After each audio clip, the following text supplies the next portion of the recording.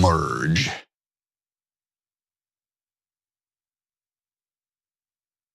I'm so upset. Oh my God. Let's see how Earth responds to that.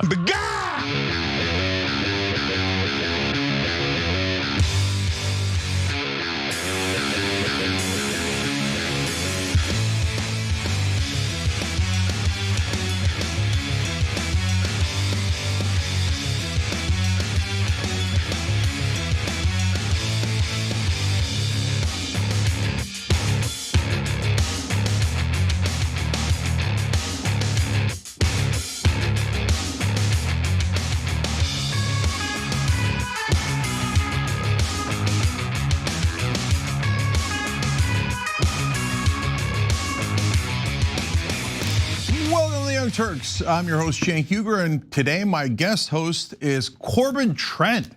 Corbin is an interesting cat. We love seeing that behind him, but I like that it's got the fist that was in my book cover, and it's got T, and then you think it's TYT, but it's TVA. Okay, that'll get into the conversation a little bit later. So Corbin was a communications director at Just Democrats, and then head of communications for AOC. He's the founder of A Fight Worth Having and a publisher at America's Undoing. So what we're going to talk about today is a couple of things. One, the Empire Strikes Back. So they're ready to go after Abdul El-Sayed, but it's not just Republicans, it's not just AIPAC, but the Democratic establishment joining in a lot of ways. Not completely, but in important ways that we're going to explain to you guys. And of course, the media, most of all. The media despises anyone who's trying to do right by the average American voter. A little bit later in the program, twisty twist, is Trump right in buying stakes in private companies? Conservatives are super mad at him. They say socialism, is it? And is it a good thing or a bad thing? We'll discuss that a little bit later. And then Trump apparently very angry with Hegseth. Is that right? And well, what difference would that make? And then unfortunately, we do have a story about just one of the most horrific bombings that you've ever heard of in Gaza. Of course, in the middle of a theoretical ceasefire with Israel. Okay, before we get started, Corbin, how you doing, brother? Man, I'm doing real well. I think things are looking up. Things are doing well for me. So yeah, I'm good. I'm excited. I've been writing my fingers down to the bone. I've been working and enjoying it. How about you? All right, good. I'm good. Just like you, there's dark times, but at the same time, all of a sudden, hope. Yeah, I mean, I'm not like an accelerationist, but hey, I think that I think people are waking up, man. I think people are waking up, and that always gets me excited. Yeah, absolutely. All right, so they're gonna strike back, as I said. So let's get into the first story. You go back to April at this point in the month, Dems had a 79% chance. Look how that number has fallen dramatically. Down we go into Lake Michigan. Now we're talking about just a 59% chance. That's Harry Anton from CNN explaining that Abdul El-Sayed is in a lot of trouble because he won. The Democrats might not win. His chance of winning, according to Kalshi, is way down to 59%, which is actually an excellent chance of winning. So we're gonna get into the deception of that particular segment in just a little bit, and I'm gonna explain to you the several different ways that segment was meant to deceive you. And my opinion of Harry Anton is going way down. So this has now done this half a dozen times. So it's getting to be pretty outrageous. But of course, all of the establishment is striking back against Abdul El-Sayed, and they're doing it in different ways. Some predictable and some a little bit more subterfuge. So there's going to be establishment Democrats in here. There's going to be AIPAC. There's going to be some of their donors, but mainly the national media is the people who are trying to prevent Abdul El-Sayed from winning, and we're gonna prove our case as we always do. So let me start with things you won't be surprised by. Jewish Insider has a story saying, Jewish Democrats in Michigan weighing crossing party lines after El-Sayed's Senate primary win. Now, it's that title is misleading because they show no polling to indicate that Jewish Americans, the actual voters, are against Abdul El-Sayed, and as we saw in New York, tons of Jewish Americans voted for Mamdani, and he's more popular in that category than Netanyahu is, right? They're mainly talking about Zionist donors. So they explain. Hanan Liss, a Democratic fundraiser and Jewish leader who splits his time between Michigan and Israel, was among those who had told Jewish Insider before the primary that he would vote for Rogers in the general election if El-Sayed won the nomination, noting he knows, quote, many Jewish Democrats who plan to do the same. Of course, what he really means is many radical Zionists who are giant donors, and they will pretend to speak for all Jewish Americans, even though the polling indicates that they're actually in the minority of Jewish Americans. But as you see here, Israel First says, yeah, I pretend to be a Democrat, but no, I will very actively help defeat the Democratic candidate because Israel is way more important than any other policy and all the other policies combined. That's a literal fact.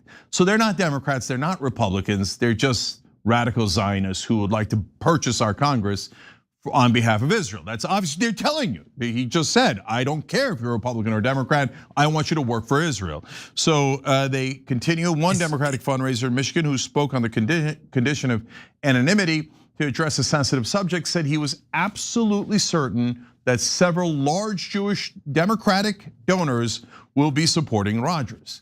Because they're not Democrats. They're only Israel First, which leads us to Mark Penn. Mark Penn is always characterized in the media in a deeply misleading way as Bill Clinton's pollster. Now, is it true that he was? Yes. Is it true that that is the main thing that defines him now? No, Mark Penn is very conservative, pushed Bill Clinton in a conservative direction, often helps Republicans, and is a massive Israel First advocate inside America. So it's painted as top Democrat concerned about Abdul El-Sayed. But in reality, Mark Penn couldn't care less about the Democratic or Republican parties. He serves Israel, but here he is. I think you will find that the black vote will by and large consolidate behind the Democrats in the black election. And those students, they are going to stick with their choice. The question is whether or not a lot of the moderate Democrats who were for Stevens will say, I just won't go there. I will defect from my party. Is it possible to find 5% that will do that? It is highly likely that you're going to find 5% of those Stevens voters who are going to switch to the other side, and that alone would give a margin of victory to Rogers. Okay, so, oh my God, you made a terrible mistake. And wait, why is it a mistake? Because our side will betray the Democratic Party, the establishment side. We're gonna stab you guys in the back on behalf of Israel, because we would rather have the Republican win and do nothing that the Democratic voters want and 100% support Donald Trump as long as he serves Israel loyally. That's a fact. So that's what they're saying. By the way, if Abdul had lost and his side, our side, was saying, well, maybe we won't vote for Haley Stevens, they would have been like, how dare you? It's all progressives' fault. Okay, now instead the media is like, way to go, destroy Abdul El-Sayed, destroy the Democratic chances of winning in Michigan. And on that, we're gonna get back to Harry Enten in a second because his segment was particularly egregious. Totally meant to deceive you. Now that's a strong charge, but I'm gonna show you and you're gonna see it with your own eyes. But before I do that, let me bring in Corbin Trent, who's guest hosting with me today. So Corbin, we as progressives, we've seen this movie many times. But it's the playbook, right? Yeah, vote blue no matter who was nothing but a gigantic lie, right? And most of the establishment Democrats, I don't even think they're Democrats. They never pass any Democratic policies. They always say they can't ever do anything. And the minute a progressive wins, they instantly help the Republicans. So hasn't the media been lying to us basically our whole lives, pretending that those are the real Democrats when in reality, they're the fake Democrats and the progressives are the real Democrats? I mean, I think that definitely progressives are more aligned with the sort of the historic roots of the Democratic Party. I don't really think that's debatable. You know, if you look at sort of what the Democratic Party became when it was ascendant, when it led to its giant trifectas, that's happened multiple times. That happened in the 30s, the 40s, and into the 50s. That happened again in the 60s.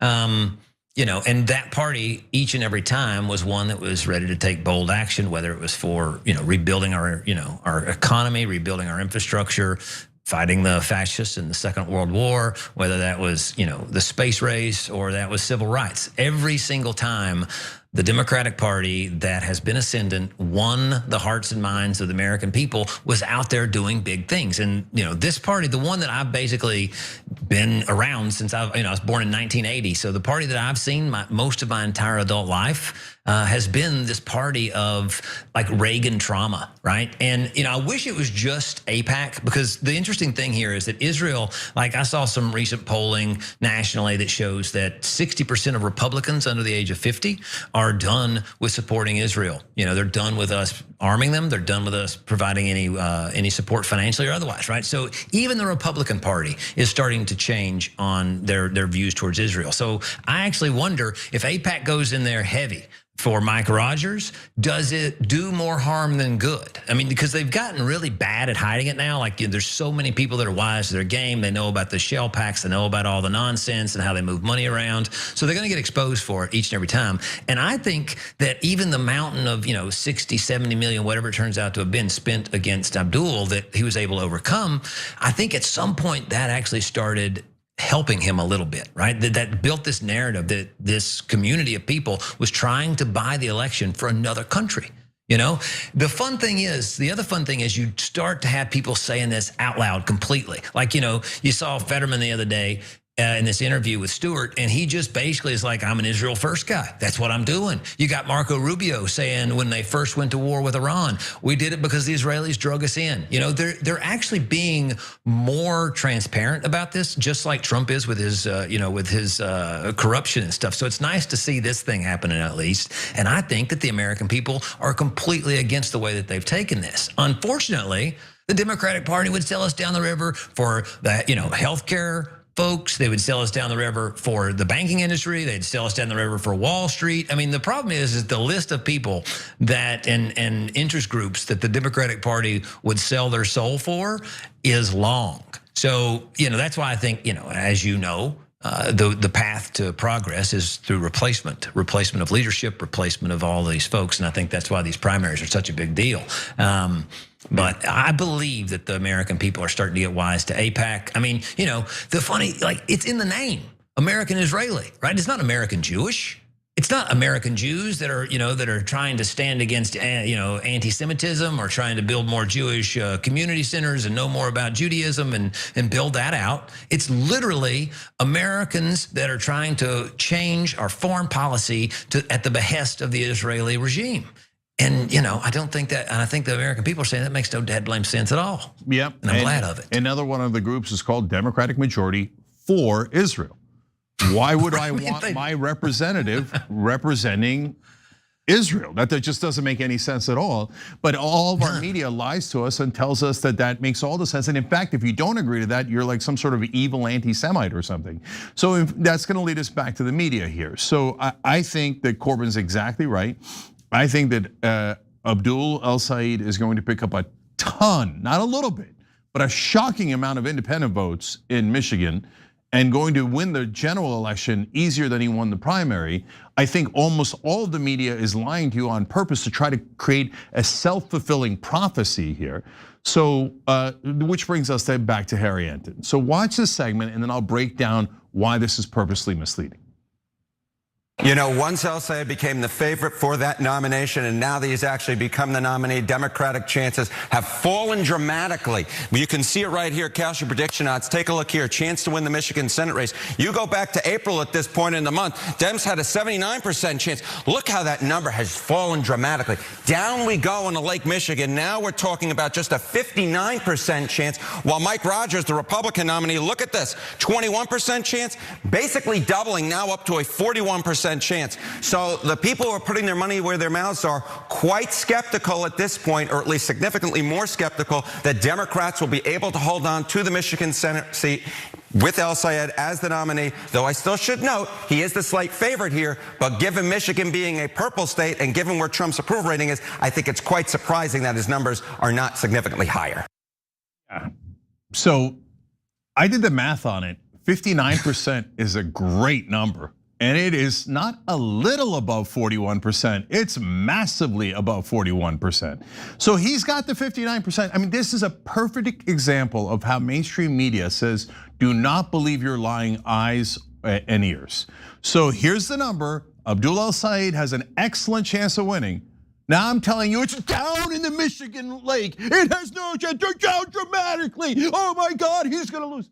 Brother, it says 59%, I have eyes.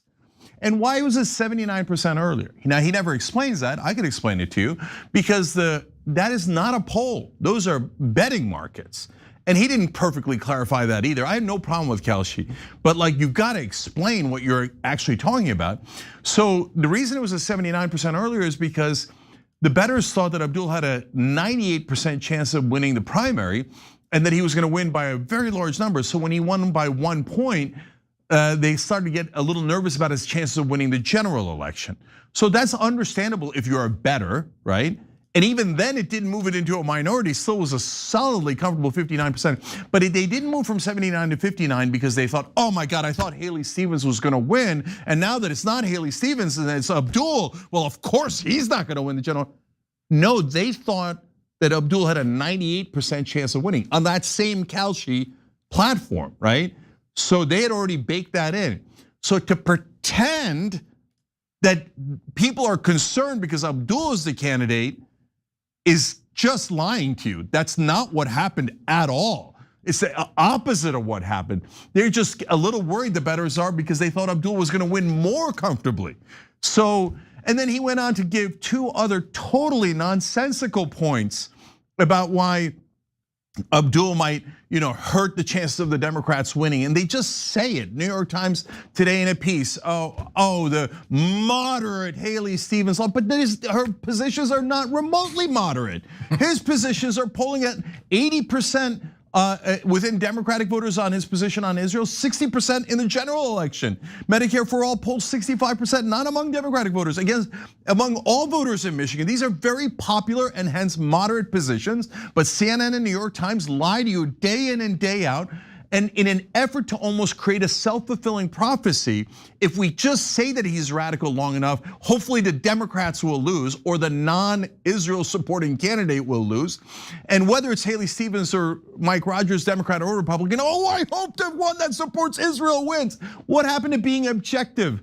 Isaac Edwards Dovere is one of the worst establishment reporters. In fact, I think he's the single worst. So of course they had to bring him onto TV, like this is a special day. So he's like, I am hearing that Democrats who are pretending to support, first of all, the first part is actually relatively helpful to know, that Democrats pretending to support Abdul El-Sayed that are in the party leadership, of course don't actually want him to win.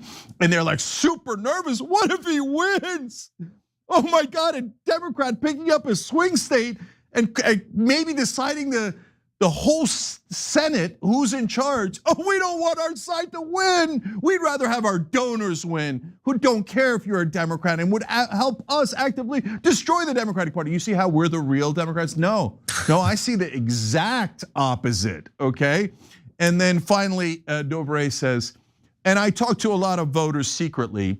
I'm not quoting any of them, but they all tell me they're gonna switch and vote for Mike Rogers because they're not comfortable with Abdul El-Sayed. Just made up, totally, utterly made up. Why? Because the entire media, MS Now, CNN, Fox News, every single one of New York Times, all telling you, don't vote for Abdul El-Sayed, says the objective reporter. He's gonna lose, he's gonna destroy the Democratic Party. Vote for the Republican, vote for the Republican. Including by liberal media? Corbin, come on. In case of emergency, break glass, right? In case of emergency, break glass. And boy, oh boy, are they breaking glass. I remember, this reminds me of the last time Bernie was close to a nomination, right? And they broke their glass. I mean, The Economist too. So The Economist had, they were doing the tracking the odds in their polling and whatever the hell it is that they're doing. And then it plummeted from 75% in one day down to 52%. Now, you got to ask yourself, what's in that model? What's in that model that mathematically changed that day? Like, because you rightfully said that the prediction markets and everything, all the polling, everything said that Abdul was going to be the nominee. We were going into this thinking that Abdul was going to be the nominee for the last month at least, right? And still, the odds were 75. Now he is the nominee for sure. And then suddenly, boom, they drop. And it's not data. It's not like they've polled anything that tells them this. There's nothing that tells them this except for what they want. Now, you're talking about the calcium market and saying that, that there's some stuff baked in and it makes sense for bettors and stuff. And then I think to myself, if I just blew $70 million on a race or 60 million, whatever it was, and lost, I might go ahead and start throwing a few million into the calcium market here and there just to sort of make people think that, they've made a bad decision. I mean, hell, I'm just setting money on fire anyway, so why not do it there?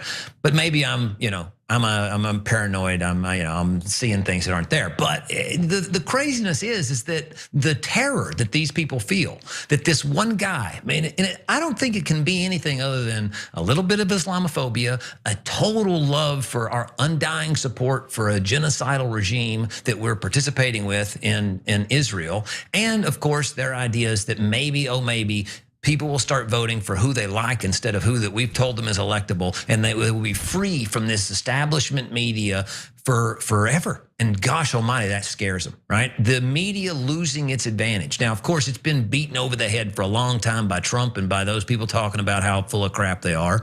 But the next thing that we know for sure is that they're willing to hide the genocide that we can see with our eyes. We know that they're willing to write editorials about if we attack civilian infrastructure in Iran, that could be a war crime. Then we do it, no more peeps about war crimes, right? So we know for a fact that this media, this mainstream apparatus is a tool of the war machine, a tool of the political machine, and ultimately a tool of the people that own it, And again, the hope that I have is that across the spectrum, people are getting wise to the act. They're seeing it, like the same kind of act you see in Congress when, amazingly, 4 Democrats in the House vote with Republicans, right? It's a different 4 this time, but we came this close, guys. If we just had more Democrats, we would have done it. But no, that's actually not the case. We just wouldn't have had the dad blame vote to start with. So, people are picking up.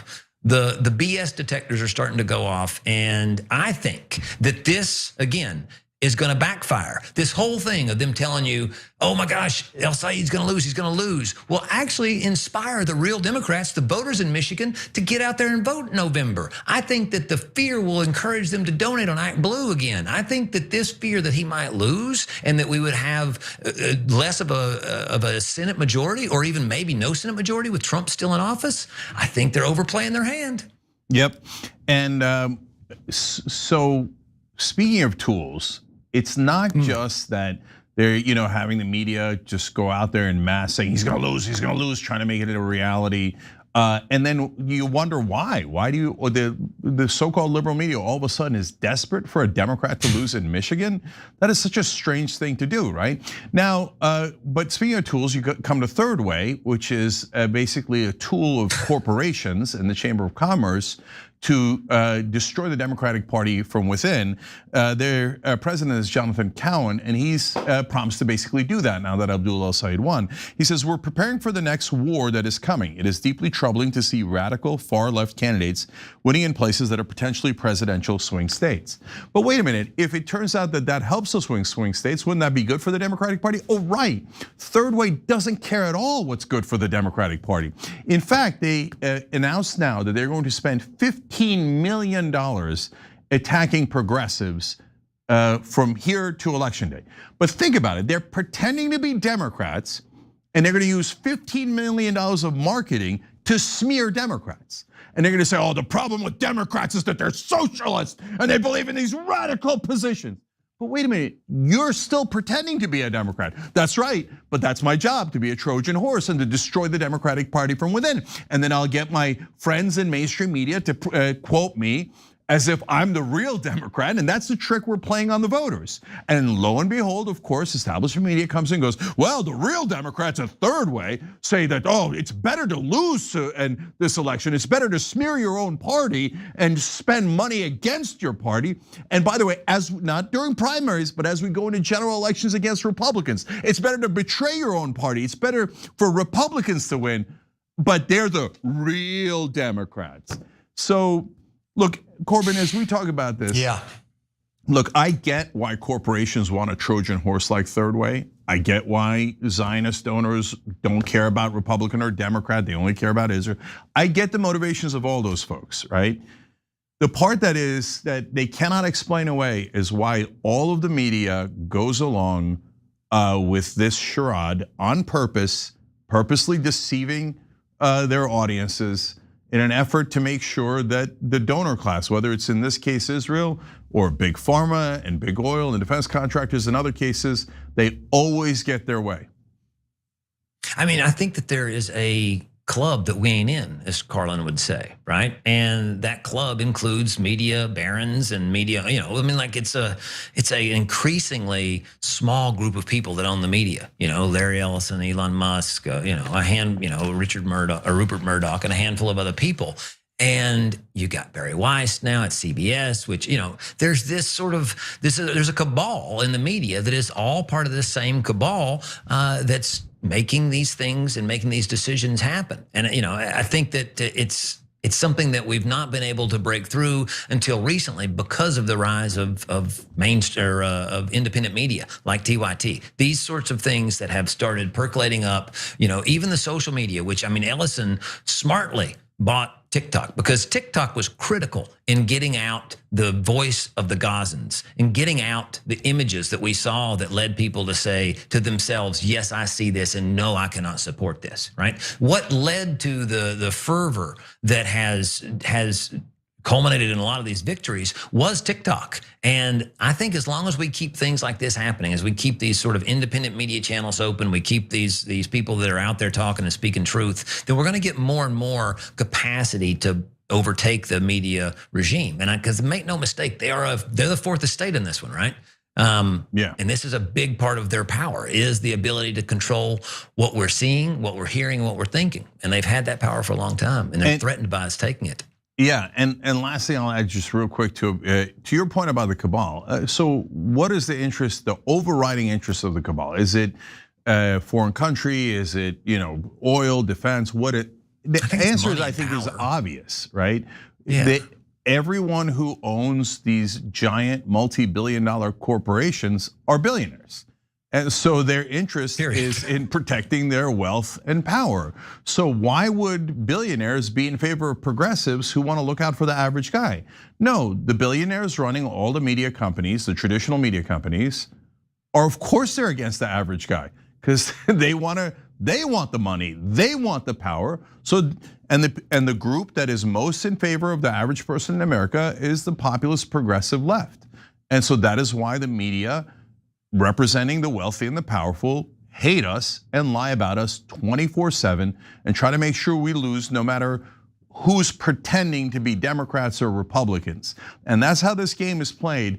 But as Corbyn said there, now a great number of Americans see it. They've woken up out of their hypnosis that these propaganda outlets put them in and are now fully awake and ready to fight back. And the main battleground in this election cycle is Michigan. That general election will be monumentally important. All right, we're gonna take a quick break. When we come back, Trump does something arguably progressive. We'll see if we give him credit for it. And then he does something that is the exact opposite. And we certainly will take him on that. So stay right here. You heard it with your own eyes. Ruh-roh.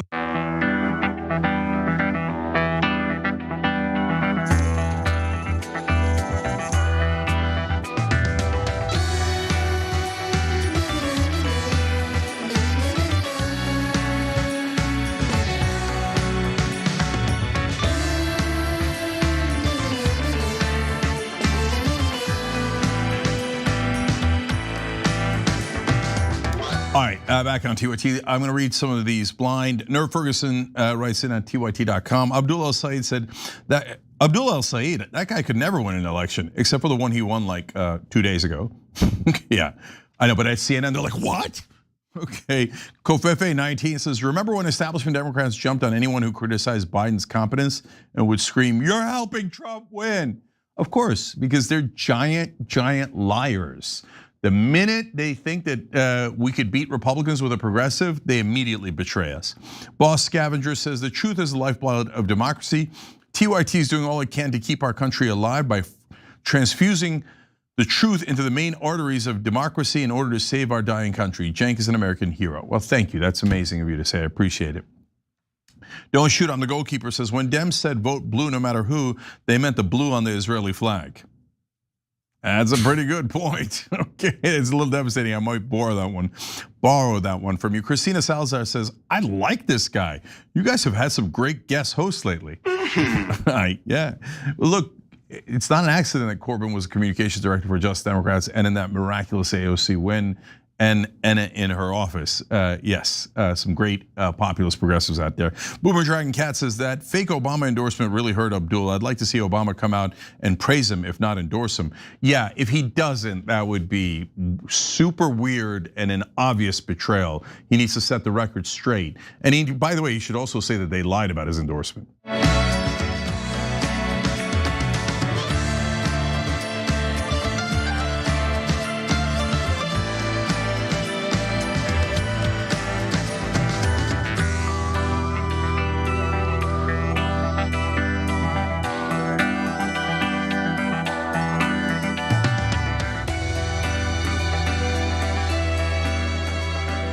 All right, back on TYT, Cenk Uygur, Corbin Trent with you guys.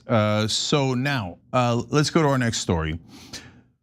So the Trump administration was embarrassed because the courts ruled that the tariffs were unconstitutional and he had to get the money back, the money that was raised from the tariffs. So that turned out to be, at least so far, $100 billion.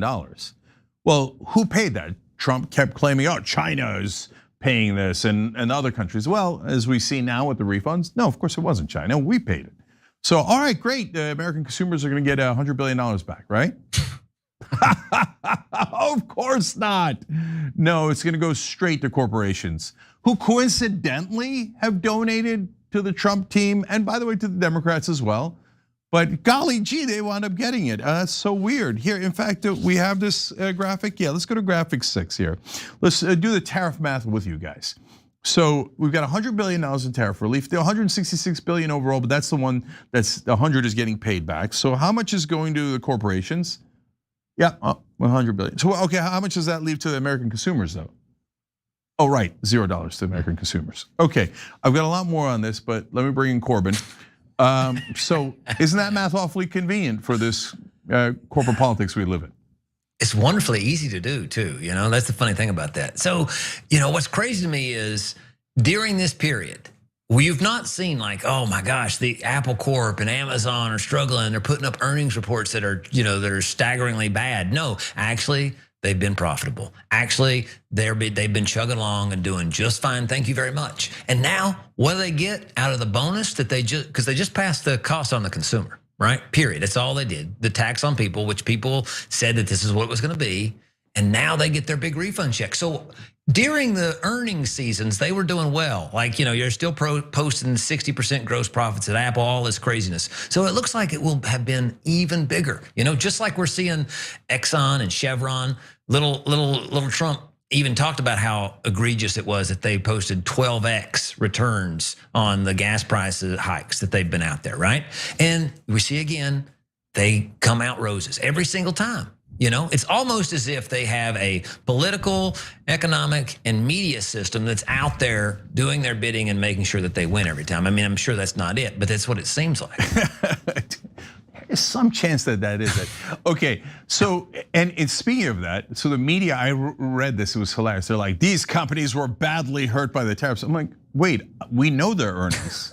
They weren't badly hurt at all. They made it. It's public. Yeah, so they just consistently flat out lie while they're so-called doing reporting, right? So in the case of Amazon, poor little Amazon, who's just been they might go out of business any second now.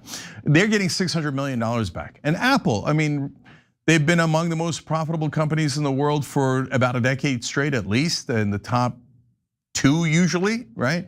They hurt so badly they had to get $2.2 billion back. You guys get zero, but Apple gets $2.2 billion gift. But now to Corbyn's point, I want to show you a couple of things here. Graphic 3 is going to show you a chart. So if they passed on basically the cost onto us, the prices for all of these different products would go up. Well, good news, here's the graph on the prices. If the corporations ate it and they actually did not pass it on to you, well, all those lines would have been relatively flat. But Corbyn's right. They didn't eat it. They made you eat it. So all those prices went up in exactly the way that you're seeing there. And you see in the chart where Liberation Day is. And you see, by the way, this chart also shows you, oh, it was because of Biden inflation. No, you see the Biden numbers. I don't love the Biden numbers, but Trump gets inaugurated. And then Liberation Day happens and it gets way, way worse. It's all passed on to you. But when Trump has to give the money back, he doesn't give any of it to you. He gives it to the corporations who just happened to donate to him. Amazon did, Apple did, all of these did. The ballroom, the campaign donations, and on it goes. Let me give you one more fact here, the graphic 4. So Shantanu Kamat from American Enterprise Institute says, a US Chamber of Commerce analysis of tariffs on the food and agricultural foods that the president exempted from increased tariffs in November 2025 concluded that in 4 months of 2025, federal tariff collections on those goods amounted to $1.5 billion, a 647% tax increase from 2024, much of which was paid for by American households. So Trump, while pretending to cut your taxes, gave you a 647% tax increase. And then when he got caught with his hand in the cookie jar, instead of giving it back to you, gave it to his corporate buddies. Corbyn, you remember when this brother was running as a populist to drain the swamp? Yeah, I do. He drained the swamp and brought in more of his buddies. I mean, it's like, it's the most enraging thing. Like, I had left politics. I was gone. I was out. I was building houses. I came back to Tennessee. I licked my wounds. I said, it's not for me. And then Trump gets elected. And not only does he get elected, he gets elected and starts running, continues running and talking like a populist. He keeps talking about these ideas that I thought were so inspiring, that I thought were so important. You know, the rebirth of manufacturing, rebirth of industry, rebirth of our ability to do things. But then, you know, it's clear, like, I'm not confused. Like, I know why he's doing it. He's doing it for his own power. He's doing it for his own benefit and to enrich himself, right? But the problem that I had with it is he's gonna go out there and he's gonna tarnish the good word of rebuilding this country's economy, rebuilding this country's infrastructure. That, you know, for example, tariffs. If tariffs are done smartly while you're trying to rebuild an industry or grow an industry, then they can be useful. But just as a blanket thing to try to screw with other countries and make them give you money, which is basically what he was doing, give Kushner better deals, give all, you know, like, he was doing it to help his inner circle. And it's enraging. But I don't know how far you've got to go. Like, he's down, what, in the 30s now, percentile of, of 32. Support. And I think maybe we're getting near what the bottom is. You know, I think that the people they scammed with the Trump coin and Melania coin that actually got, that took a beating on that and he just took their money from them. Some of those people are seeing that, right? Some of those people are seeing that. They're seeing the price at the grocery store. They're knowing that this is not actually helping me. And then when they see this, that he's taking the tariff refunds and then giving it back to the same people that taxed us on it, they're gonna see that again.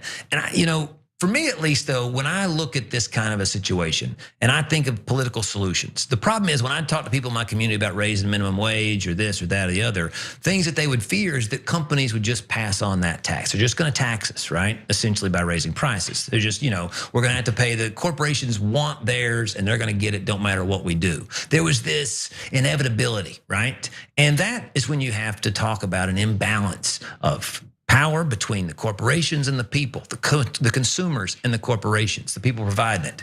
And this dude out there, it ain't it. But I think that it is being born again in the Democratic Party. And that's why I'm excited about where we're headed as a party. And I hope Trump does more of this kind of stuff because it's going to put more people in his base into ours. Yeah, at least politically. Two quick last things here. First, one of our members on tyt.com made a really good point, and I just wanted to point it out to all you guys. Pessimistic Progressive said, Cenk, Costco has stated they will be returning tariff refunds to members. Another reason why I love Costco. Now, they're not a sponsor of ours or anything like that, but they consistently do the right thing. And so thank you for reminding me of that. I did see that and I forgot to mention it. That's why I love doing the show with our members. Become a member at tyt.com/join or hit the join button on YouTube. So, but he's right. So, and what's important about that point isn't, hey, Costco is great, that's wonderful, but it's that it turns out, no, they could give it back to you. Costco is choosing to give it back to you. All of the other companies are choosing not to give it back to you and to keep it, right? And that's corporate greed, and we all know that, and that's obvious. They're gonna try to maximize profit, but our media keeps denying that and pretending that they're gonna be good patriots, which is absurd. And then finally, I'm exactly where Corbyn is. I think things got so dark that we're almost at the bottom of Pandora's box, and the last thing there is hope. And so we went through the fake Democrats, and we still have them around. They're still the majority of the Democratic politicians, but at least the Democratic voters have woken up, and they're throwing out incumbent after incumbent, and they're electing progressives and populists. So as we explained earlier in the show, those Democrats will betray other Democrats in a second, never pass their policy positions. They're actually there to help the donor class, corporations and foreign governments. And then we have now in the last 10 years, the fake populists like Donald Trump, right? And unlike the Democrats, he actually talked a good game about populism. And that's why a lot of people are excited. We're gonna end the endless wars, no more wars. We're gonna serve American voters first. We're gonna drain the swamp and end corruption. Those things sound wonderful. And then when we were on the opposite side, not because we didn't think those sounded great. We were on the opposite side because we knew he was a fraud. So now, but at the time we couldn't convince Republicans, and even as late as 2024, we couldn't convince enough independents. But now, to Corbyn's point, well, almost all those independents are now on our side because they realize we were the ones being honest with them, that the guy was a con man, right? That those policies are wonderful. Guess who has those policies and actually means it? The side that the mainstream media, corporate media, and the corporate politicians hate the most, the populist left.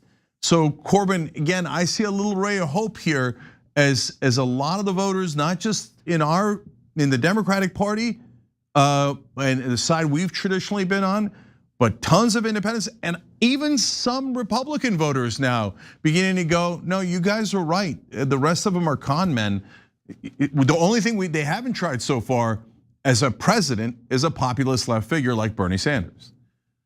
Yeah, and I mean, back when I was first getting in with Bernie in 15 and 16, obviously I'm right here in my neck of the woods in Knoxville, Tennessee, and obviously that means I'm surrounded by Republicans. There's a lot of Republicans here. And those people were willing to consider voting for Bernie Sanders. There was a couple of reasons for it. One is because when he spoke, they believed what he said. There was a trust. They didn't think that he was full of it. They thought he was being honest and sincere. That was one of the main things. But the next thing is that when he talked about the problems, the struggles, the challenges, they got it. They said, oh, this guy actually gets what's going on. Because the Democratic Party, one of the fun things about the Democratic Party establishment is that they want to tell you that everything's going great. This system that we have of neoliberalism and selling off all of our capacity and getting, offshoring all of our jobs, it's working out great. You guys, if you don't know that, it's because you don't know how to read a graph and you're too worried about your bank account, right? But Bernie didn't talk like that. In fact, Bernie talked about America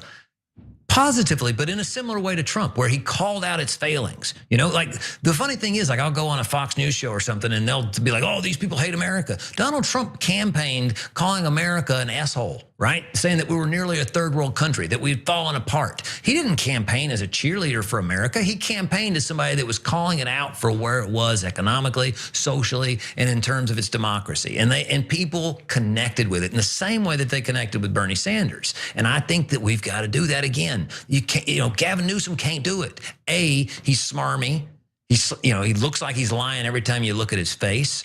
Secondly, he doesn't have the idea of the work that needs to be done to change the system. He just doesn't get it. He thinks it's working okay because it is working okay for him. He doesn't have the proximity to the pain, So if we pick somebody that hasn't seen it, hasn't felt it, doesn't know it, to lead the party either as Speaker of the House, Leader of the Senate, or the next nominee for president, then I think, we're missing a massive opportunity to turn this tide. And I mention it all the time, but in the 1930s, the Republicans had a very similar slim trifecta.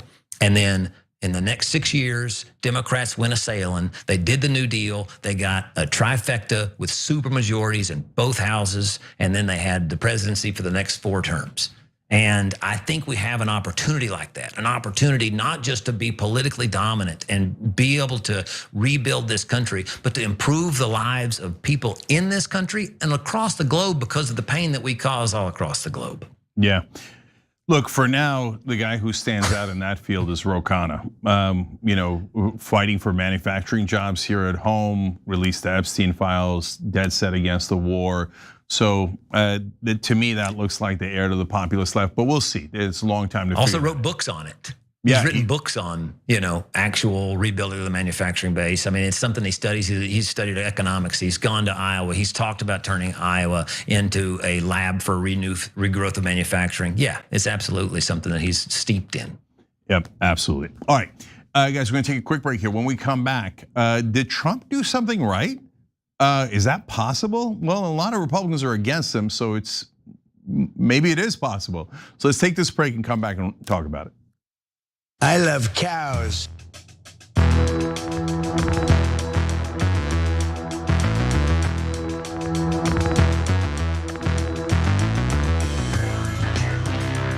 All right, back on TYT. I'm gonna read these blind as well. Let's go to YouTube members. Mary Jane Braddock says, Costco CEO Ron Vakras stated the company's goal is to return recovered tariff money to members, mirroring how they handled past legal recoveries.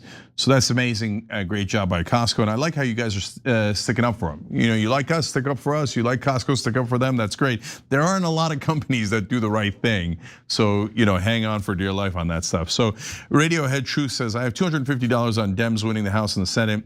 Need Tallarico and El-Sayed to win. Well, you know me, I love gambling, so I like the bet you made. And I think there's a good chance. Tallarico had a great speech about money and politics yesterday. Should check that out. Bud Roland 1 says, sexism, racism, religious bigotry, nationalism, and classism is how the financial elite get us to divide and control us while we're paying them to do just that. That's exactly right. The whole point of the culture wars is divide us so we can't unite to beat them. The only way to beat them is to unite, get money out of politics, and they know that.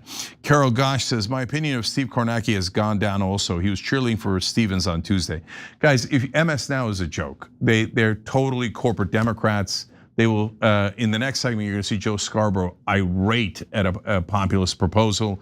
So no, they're never gonna be on your side. They're gonna try to trick you into voting for the most corporate Democrats there are, who, by the way, have a much greater chance of losing to the Republicans. Carol Gosh, so sorry, no, I read that one. Scott K says, the exponential way we can produce more and better stuff for the same amount of work fits right in with socialism, an equitable way to distribute stuff. So we're gonna talk about that a little bit in a second. In Arkansas, Jack says, why didn't they just take the tariff money and pay down the debt? That would have been a much better idea, but they brought it to their donors instead.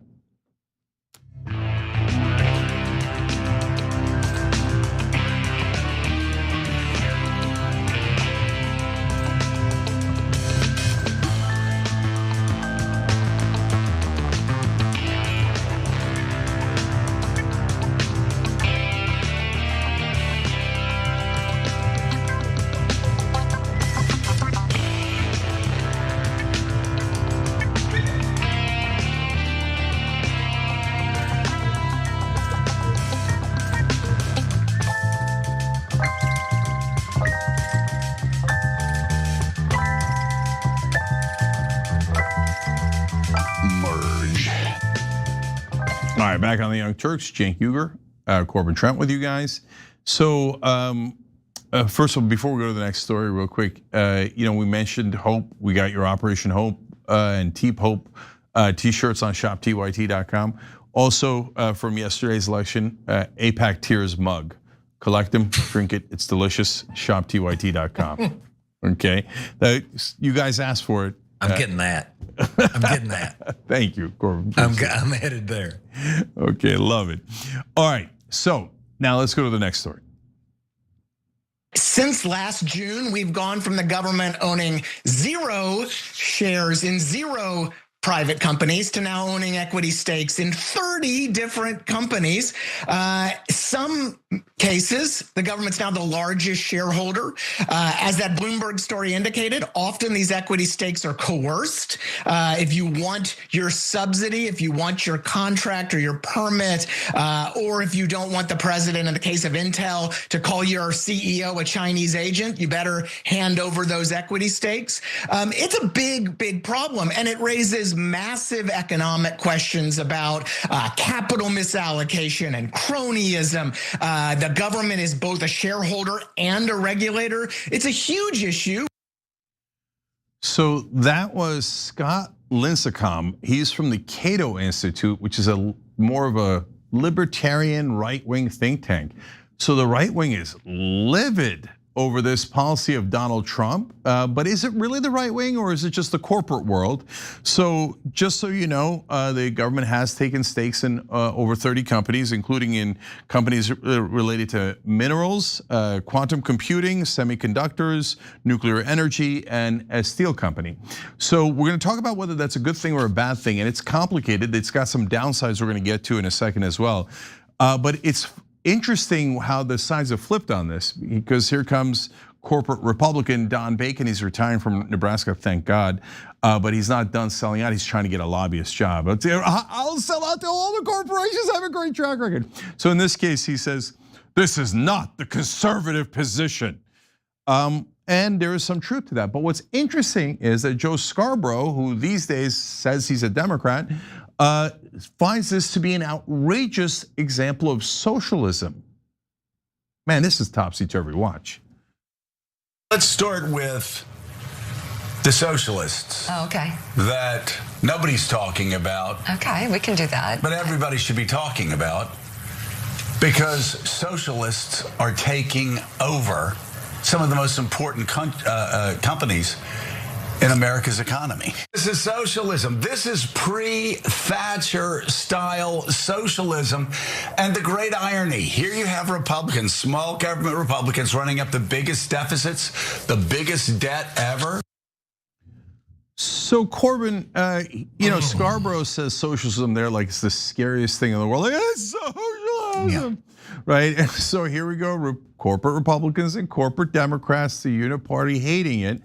But when that Cato Institute brother said, now they're saying that just because they're getting subsidies, like they should get a piece of the company. Well, yeah, if you invest in a company, don't you get a piece of it? Isn't that how it works in capitalism? That's also how it worked with, SpaceX. We were supposed to get shares there, but they rushed to keep us from doing that. We were supposed to get shares in Tesla for our bailout of Tesla. Elon rushed to keep us out of that.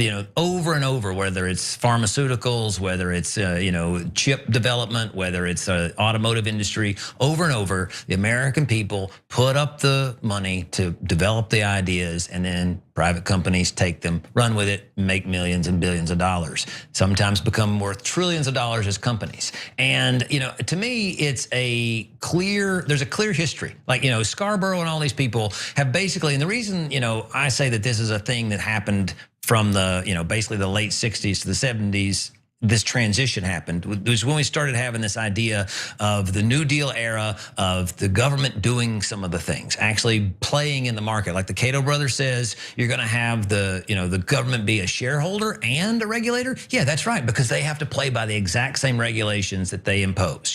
If you were, for example, the hospital I was born in was owned by the city and the county that I was born in. That it was not a private hospital, it's not a non-profit hospital, it was owned by the county, not for profit, right? Not owned by a weird, church group or something that was obviously doing things for profit. And so many things, like the TVA sign behind me. TVA Corporation, it's still a corporation, a government-owned public utility, right? And they are the most popular utility in America, not just public. They're the most popular utility company in the country, and they're still owned by the government. And there's so many corporations. We started a rubber corporation as a country. We owned the whole dad blame thing. The New York City subway. There was 2 independent private companies that tried to build the subway and went bankrupt, couldn't do it. Guess who built the city subway system? It was a company that the New York City started themselves. They employed the engineers, they employed the diggers, they bought the machinery, they dug the subway. And then they, the idea that the government can't actually build the stuff, own the companies that build it, regulate it, and build it themselves when the market fails to deliver what we need is insane. So, yeah, I think that we need to get back into the business of doing this stuff. Yeah, so Corbin, I don't know anyone who's more of a diehard left-wing populist than you. And so here, Trump is a fake populist in 200 different ways. But here he does seem to be doing something that we've advocated for a long time, right? So, and I've said, and no matter whether you call it socialism or capitalism, I could argue that it's the most capitalist thing in the world. If a capitalist gives me money into the Young Turks, he's gonna have some equity of the Young Turks, right? That's true. And if you give money to Intel, you're gonna get equity from Intel. That's like literally how capitalism works. So why shouldn't the American taxpayer also benefit when we give, and the alternative is what makes it so absurd, isn't it? Because and I read several articles today just to make sure I wasn't missing it and I wasn't misrepresenting their position. Their position is, no, we should give those companies billions of dollars just for free. That's the alternative. Because it's gonna come back to us. It's gonna trickle down. It's an investment in our future. Don't you worry, we're gonna cut you in eventually. Once our bellies are full, we will let you have some. Yeah, but I think that's the theory, maybe? Yeah, that's absurd. Yeah, they're just lying. They're just like, just give it to us. Shut up and give us. Yeah. And what that is, I mean, we still subsidize the dad blame oil industry, right? It's today. Yeah, the oil industry gets $35 billion in subsidies every single year. That is nothing but a gigantic robbery of the American people. They literally take it out of our pocket and give it to the most profitable companies. But what I was getting at, Corbin, there, this is actually a populist policy, right? So, we could, you say Trump and everybody loses their mind, and he is wrong 98% of the time. But if he especially if he just stuck to subsidies, getting money back for subsidies, that's a position that actually is populist, right?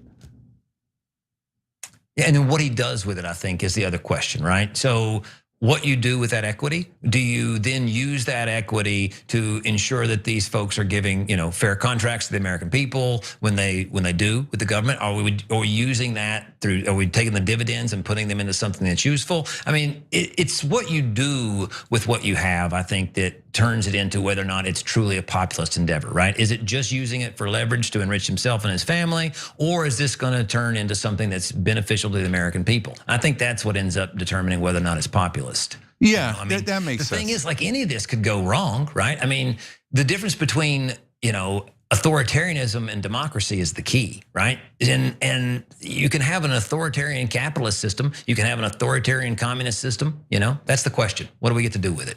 Yeah, so that leads us to some of the downsides potentially here. So New York Times explains that situation has raised concerns that the government could use its regulatory power to help favored firms or hurt their competitors. So if they have money in a company, do they regulate so that company wins and the other one loses? That would be a big problem.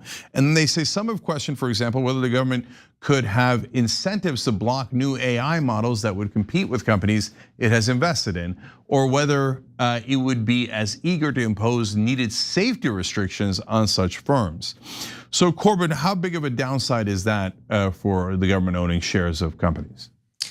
I mean, I think one of the core problems is that we've gotten to a point where people can't trust their government, partially because of who we've elected over generations, right? But also partially because of how convoluted it's become, how hard to manage it's become. We've got a Supreme Court that is doing things that obviously violate the Constitution, and yet we seem to have no recourse. We have a group of people in both the Biden administration and now the Trump administration that have taken part in a genocide and no fear that they're going to go to jail. Jake Sullivan's not sitting around worried he's going to go to jail. So the problem, I think, is the danger we're in is that we've not got enough control over our government to trust it. The scary part is they've still got ICE, they've still got the military, they've still got all the police. They still have all the big weaponry. And I don't just mean that literally. Like, they still have a lot of the power. So, that's why I think that this movement that we've been part of for so long is so important. We've got to rehabilitate the government into something we can trust with our healthcare, because there's no other entity that can go up against these corporations and these massive oligopolies and monopolies that have taken so much share of the pillars of a good quality life, whether it's healthcare, education, infrastructure. All of these things have been consolidated into a handful of people. And the only way to strip that away, it's not just through breaking up monopolies. We have to actually be able to compete again, and we got to be able to trust our public servants enough to let them do it. And so, is it scary with Trump at the helm? You're daggone right it is. Yeah, and so that two more quick potential issues here, because look, and if you're wondering which side are you on? No, we're on the side of what makes sense. So we've got to tell you what the upsides are and the downsides are and have an intelligent conversation about it. The world is not black and white, and sometimes policies have might be overall, we say, yeah, we like it, but devil's in the details. And some of the policies that you're in favor of might also have downsides. So that's the real world. So two potential other ones here. Back to New York Times. They say Intel's board was told basically that they need to consider the benefits of having a friend in this administration and what the administration can do to help Intel, according to a lawsuit filed by one of their shareholders, citing minutes of Intel's board meeting. Well, now we're going from, hey, I'm getting money for the money I invested into you, to weirdo threats. So that's a problem, right? And then another one here. In exchange for approving the sale of NVIDIA's advanced chips to China, Trump also arranged to take a cut of that revenue, arguing that if the company was going to profit, taxpayers should too. Well, I love the idea of the taxpayers profiting, but Corbin, that seems to be a little bit different, right? It's one thing is, hey, I give you, like we did with the semiconductor industry, we gave them $54 billion for free. Okay, no, I'm gonna need shares back, and I need some, guardrails so you're not firing all your American workers, which of course they did right afterwards, et cetera. So that makes sense. But when we get into, if I'm gonna allow you to merge, if I'm gonna allow you to, have trade with a different country, that one sounds a little bit more like extortion to me to get your equity, and you're not really getting fair value. You're using the government's core role, which is supposed to be doing neutrally, right, to coerce some of the companies to give you money. Anyway, that's how I see it, but I am curious how you see it. I think that this administration, it's in their blood to be corrupt. It's in their blood to use any power they get to manipulate, cajole, and to get their way with people. I think that that's the core of the team that Trump has built around him. So to give them more power, I think is dangerous. But the thing that I fear the most about this is that it's gonna set a precedent in the hearts and the minds of Democrats or independents or whomever, people that, the 70% of Americans that don't like Trump, that this mechanism is bad. That irritated me also about Doge. Right, this idea that getting in there into the inner workings of our government, finding like the SEC, for example, or the FDA, these people have done some really outlandishly horrible things for the American people. FDA approving OxyContin, for example, is one thing as a non-addictive substance. We know there was some shenanigans there, but they destroyed the idea of cleaning up these institutions, right? And I think that's one of the problems that the left has had a lot of times, is this sort of they almost idolize the institutions of our government and can't accept that many of them have been decayed and that they need to be cleaned out. The people, the staffing, the waste and fraud generally comes after the check's written. It comes in the form of the corporate people. It comes in the form of the companies doing the work. You're not going to find much waste and fraud going out in terms of, staff waste and that sort of thing. But you are going to find people that are selling out their jobs at the time in order to enrich themselves later. And I think that that's the danger of this administration. Not only misusing this, like what you just described, I think is an absolute fear that we should have, is them using it to, screw with the market in general, but then using it poorly and then giving a bad rap to the idea, right? Just because a chainsaw was used to chop people up in that show, what was it, Al Pacino, Scarface, doesn't mean chainsaws are bad, right? And so I just hate that he's destroying all these tools by using them. Yeah, so it's a really ironic point. So I'll end on that. Yep, like we talked about earlier in the show, the corporate Democrats are kind of fake Democrats. Their job is to make sure that the Democratic policies don't pass, right? And so what they did was they destroyed the Democratic Party's brand, because the Democratic Party got to be known as frauds, the people that never actually do anything, right? And so now Trump's a fake populist. So we're worried that he's going to ruin the brand of populism, which is actually the correct way to go, right? So this actually started on the right path. We should get equity for the cash injections we're giving to these corporations. We should not give it away for free, but we're worried that he's gonna misuse it in a way that's gonna then ruin the brand of populism. So, because that's, in order to save the country, you do have to go towards populism. You can call it anything you like, you can call it right wing, left wing, we don't care. What we care is about the substance and making sure that the American people are looked out for. So overall, I think that the core of it is a good policy. We have to make sure that it's executed right. Otherwise, it could lead us in the wrong direction. Just like the tariffs, as just like Corbyn said earlier in the show, the tariffs are not necessarily a bad idea if you direct it in a certain way, you make it limited, and you have a very specific purpose. But the way Trump did it, I'm gonna vomit out tariffs to everyone at a monstrous rate, that it makes tariffs look ridiculous and nobody ever wants to do them again. So let's go in a populist direction, but do it right. All right, Corbyn, you're awesome. Thank you for joining us. Everybody check out both A Fight Worth Having, okay, which is a great organization that Corbyn set up, and also America's Undoing, and that's on Substack, right, Corbyn? Everybody should. Yep. America's Undoing. Americasundoing.com. Boom. All right, there you go. We appreciate you, brother. We'll see you soon. We appreciate you. Thanks for all you do. Yeah, no problem. All right, guys, we're gonna take a quick break. Of course, we're gonna come right back, and we've got a lot more to show you guys. Unfortunately, we do have that story about the horrific actions of Israel just yesterday in Gaza. You're gonna be shocked to find out how badly they violated a ceasefire, but some portions of it are unsettling. And the Empire Strikes Back Part 2, AIPAC going to double down in Michigan, and so that's trippy. So we've got a lot more when we return.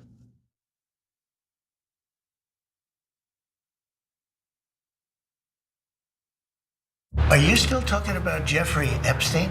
Rich and powerful men abusing, assaulting, and abandoning young women. These rich and powerful men donate to the politicians in Washington, D.C., play golf with the elites in Washington, D.C. They are foreign leaders who we don't want to offend. They interact with our intelligence agencies that we don't want to disobey. There is something rotten in Washington. And are people still talking about this guy, this creep? All those congressmen you just saw there are on the record as protecting the child rapists who were clients of Epstein. They have not prosecuted a single person outside of Epstein and Maxwell. Yep. Not one. Is Trump engaging in this cover-up because he's in the Epstein files? I don't understand why the Jeffrey Epstein case would be of interest to anybody.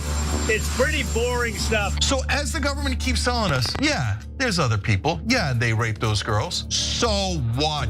We're gonna cover up for them. But why are you guys so mad? A nation that chooses impunity for the rich and the powerful at the expense of our children is a nation that has lost its moral purpose. Are you on the side of the people? Are you on the side of America's children? Or are you on the side of the rich and powerful who've had their thumb on the scales and shafted Americans for decades?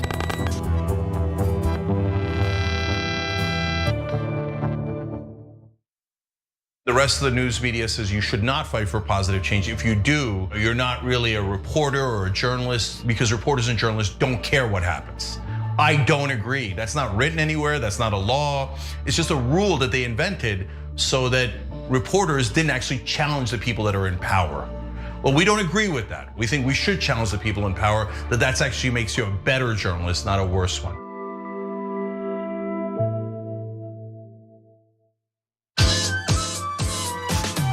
Who do you guys use? We have AT&T. And how much do you pay per month? $345, and that includes a company discount. How many people? 5 phones. $70 a line, right? I've started a wireless company called Noble Mobile that is trying to cut everyone's bills in half. What would like a family of 4 cost? The average Noble Mobile user is paying $42 a month, but also they're using their smartphone 17% less. Okay, how does that work out? We give you $20 back in cash every month based upon how much data you use or don't use. You know when you're doom scrolling or messing around on your phone, you're like, oh wait, I'm actually costing myself money right now. The goal with Noble Mobile is to encourage us to look up at our children's lovely faces, like touch grass, appreciate life. A friend of mine calls these things are rectangles of sadness. So we're trying to change that and improve everyone's relationships with their phones. It's a very noble cause. Well, thank you, sir. That's what it is. Been on YouTube for 20 years. The original political partner on YouTube, the Young Turks. The Young Turks. The Young Turks. Godfather of independent media. Favorite news platform by far. Oh, it's not even close. The Young Turks. It's the largest online news show in the world. I watched you guys before I had a channel at all. And I watched Cenk, so Cenk's really the start of it all. Big shout out to Cenk from Young Turks. Cenk Uygur, founder of TYT, a man who probably needs no introduction. Cenk, so great to talk to you. Great to talk to you, David. Fan of your work for a long time, man. Anna Kasparian is one of the most followed and influential progressive women online. I love Anna. Your presence has been essential for me to really grow. Do all of you know the Young Turks? This is why what the Young Turks are doing is so important. I've watched you for many years. You are insightful. I thank you for that. I was going to introduce myself, but it sounds like you guys might know it. I started using the word, the groceries.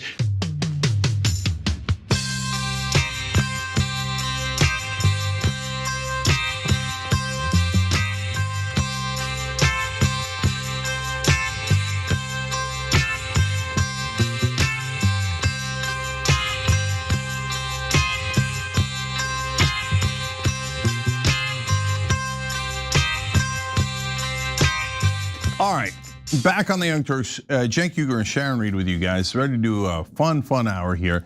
Yeah, we have some disaster stories, but later, Trump versus Hegseth. So that's fun, okay? And we'll get to Fauci as well. All right, but let's start with this one.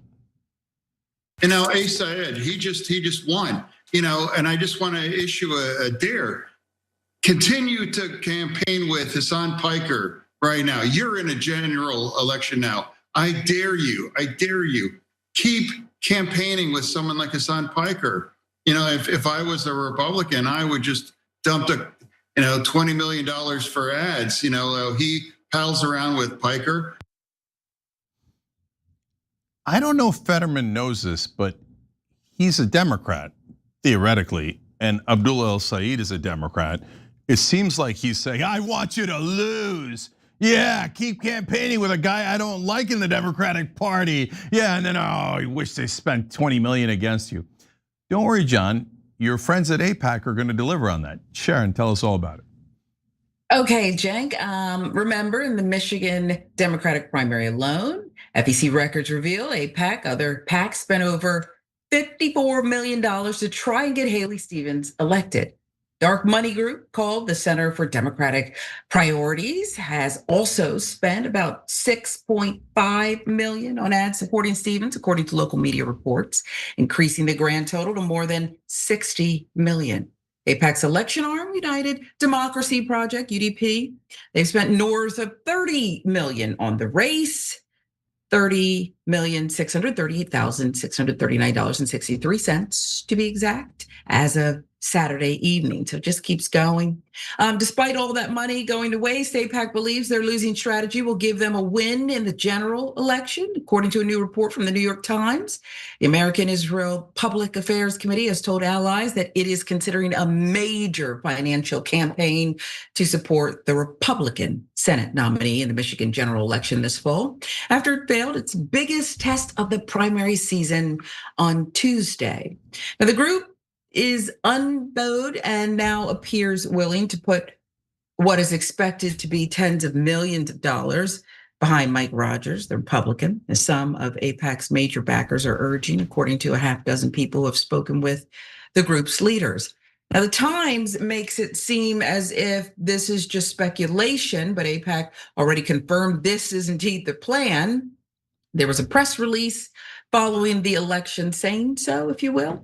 And Michigan AIPAC members were proud to stand with Governor Whitner, Senator Peters, former Senator Stabenow, former Governor Granholm, Attorney General Dana Nessel, and many others who supported Haley Stevens in the Senate primary, helping her fight for an authentic Democratic agenda for Michigan.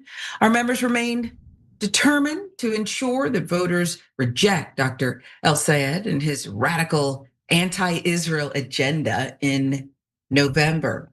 Now, according to the FEC filings, AIPAC's United Democracy Project still had about 80 million on hand at the end of June. They're not at all deterred by the loss because they don't see it as their fault. According to the Times, AIPAC's leaders always knew the race would be close. And in the race's closing days, some political donors close to the organization found fault not with AIPAC, but with its candidate Stevens or the media. But they really should worry because their support is draining fast, and it shows. One recent poll showed nearly half of Michigan Democrats had an unfavorable view of AIPAC compared to just 12% who think of it favorably. with critics of Israel winning Democratic primaries in safe seats in New York, California, Illinois. The next Congress is likely to take the most skeptical view of the Jewish state since its founding, and they are taking a massive risk if they decide to back Rogers. The risk, even Jeremy Benemy, the president of J Street, warned against, saying it would be political malpractice.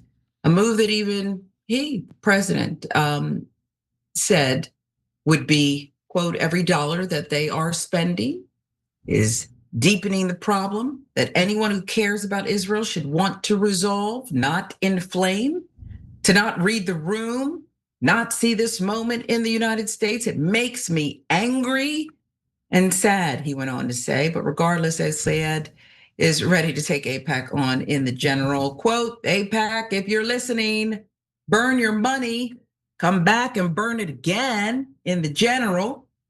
I'm happy to burn your money for you.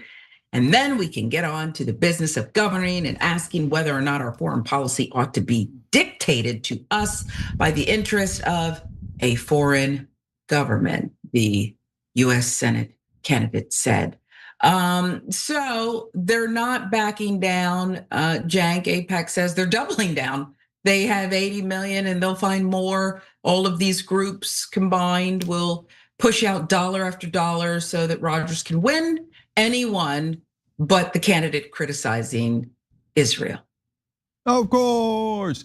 All right, so I'm gonna tackle some of the things that Sharon alluded to and then get to the core of the issue on AIPAC spending and whether it's gonna help or hurt Mike Rogers, who's gonna be the beneficiary of it.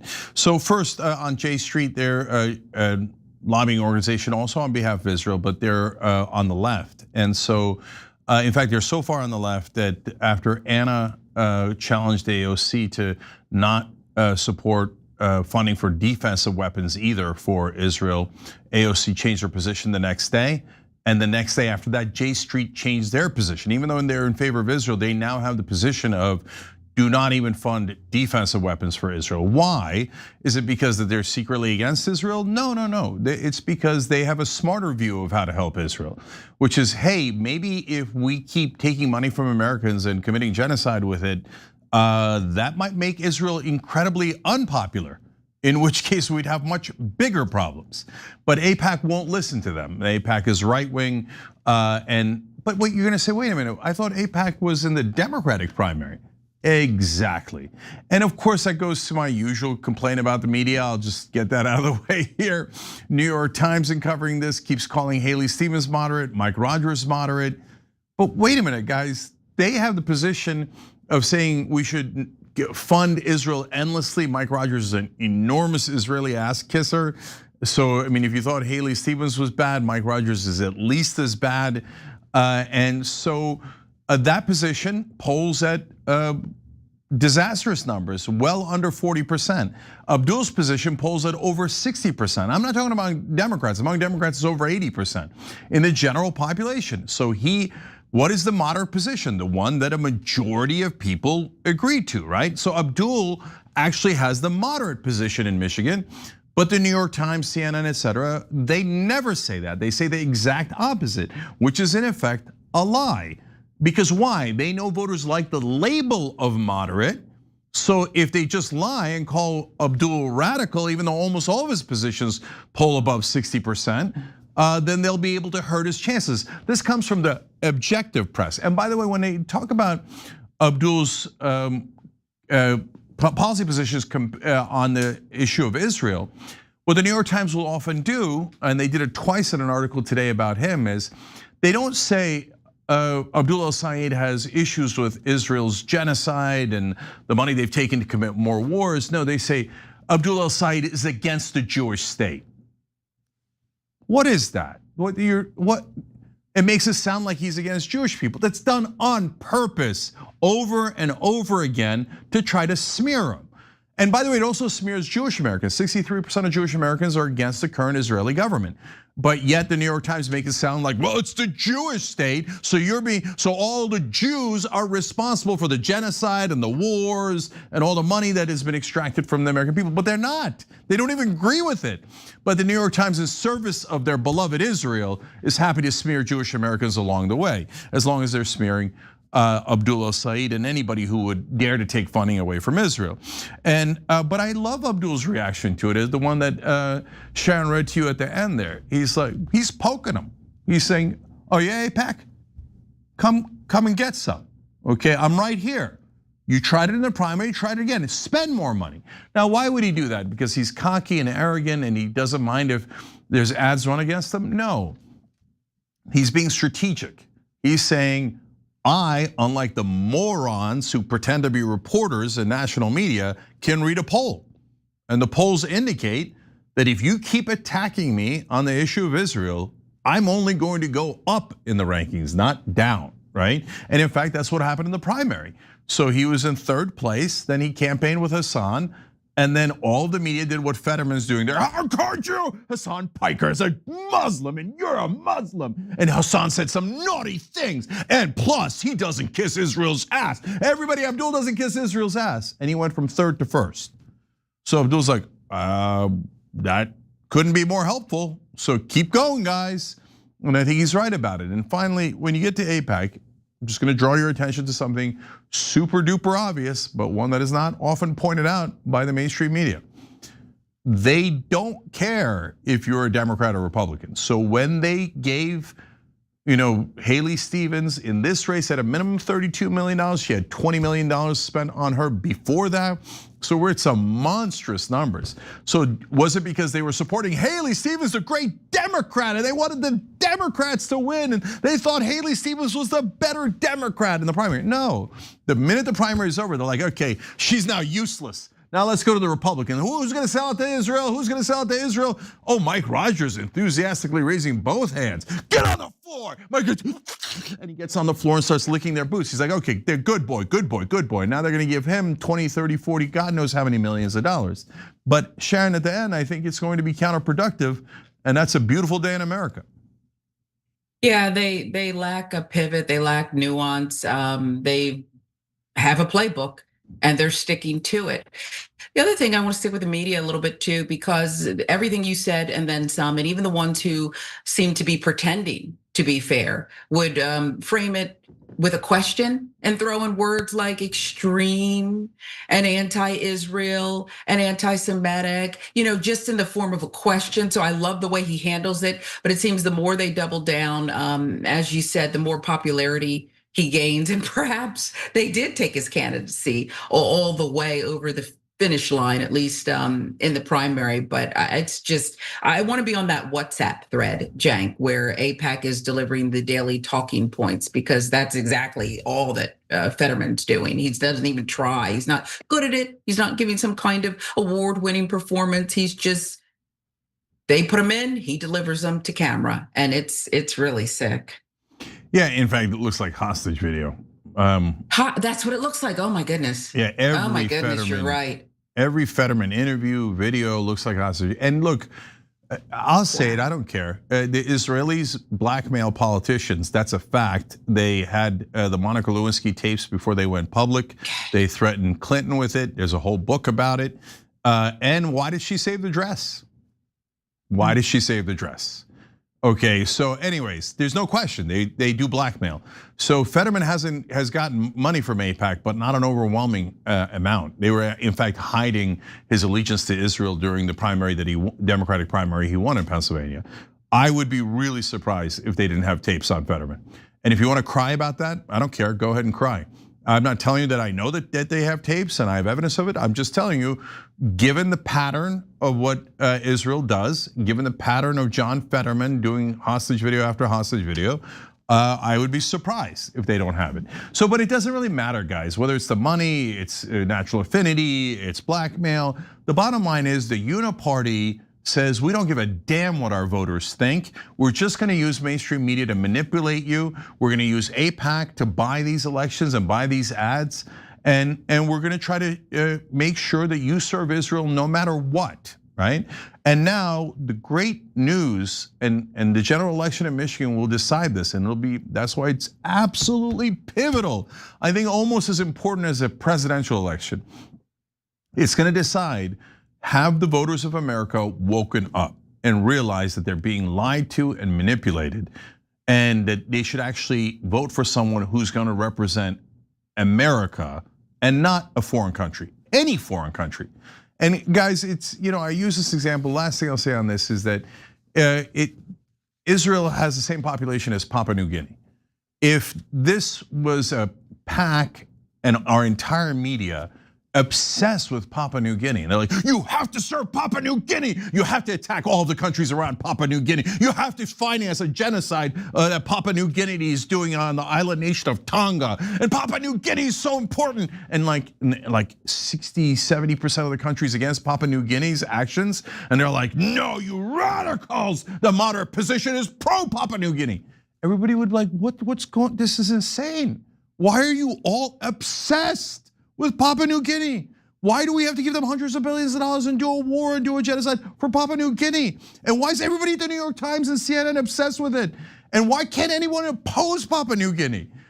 And so, but when they put in Israel instead of Papua New Guinea, they're like, see, it's totally normal, totally normal. It's not totally normal. It's weird, and it is un-American to support any foreign country over ours. And the whole point of AIPAC is to get our Congress people and our senators and our presidents to betray us and to serve Israel instead. That is literally and empirically their goal, is to serve Israel, to get our government to serve them. And if media is not clarifying that for you, they are lying to you on purpose to help AIPAC and Israel. But we're gonna find out in the general election if America's woken up and decided, no, we've had enough of this garbage. It's time you start representing us instead of someone else. All right, we're gonna take a quick break here. When we come back, among the stories we have for you is Trump versus Hegseth. We'll be back. This guy, Hassan Piker.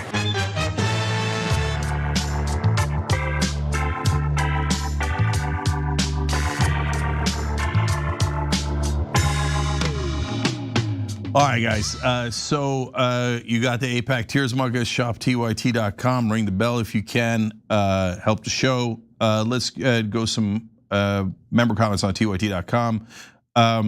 Boomer Dragon Cat said, that fake Obama endorsement really hurt Abdul. I'd like to see, I already read that one. Cypher says, they're purposely sabotaging the chances of other progressives in Democratic primaries to win by creating the same discouraging narrative that progressives can't win against Republicans. We must fight against this dirty trick. Establishment Dems would rather have Republicans win than progressives. No question about any of that. But again, like establishment Democrats, at least they view progressives as their opponents within primaries. There's a tiny bit of logic in them being duplicitous and try to betray us. But the press, they have no excuse. They're pretending to be objective, and yet they do that smear more than anyone else, and they actively lie about it. Did progressives lose to Donald Trump? No, their establishment poster girl, Hillary Clinton, lost, Kamala Harris lost, and yet every day the liars at the New York Times say, well, of course, the moderate Democrats are more likely to win. The progressives are not gonna win. Based on what? Where's your polling? Where's your data? Oh, all of a sudden you don't have any data. Bunch of goddamn liars. Boss Scavenger says, I'm always hoping that a truly populist left candidate can become president, but it seems that the independents always lean towards a conservative candidate, so I can't help but think that our only chance to improve our situation will be in the hands of a right-wing populist like Tucker. No. Okay, guys, I love populism. Tucker's for another day, but you know a populist left wing can definitely win. You don't have to go in there, and don't buy into the hype that the independents are gonna go to conservatives. These days, independents are coming towards us. So let's stay strong on exactly where we are. We'll be right back.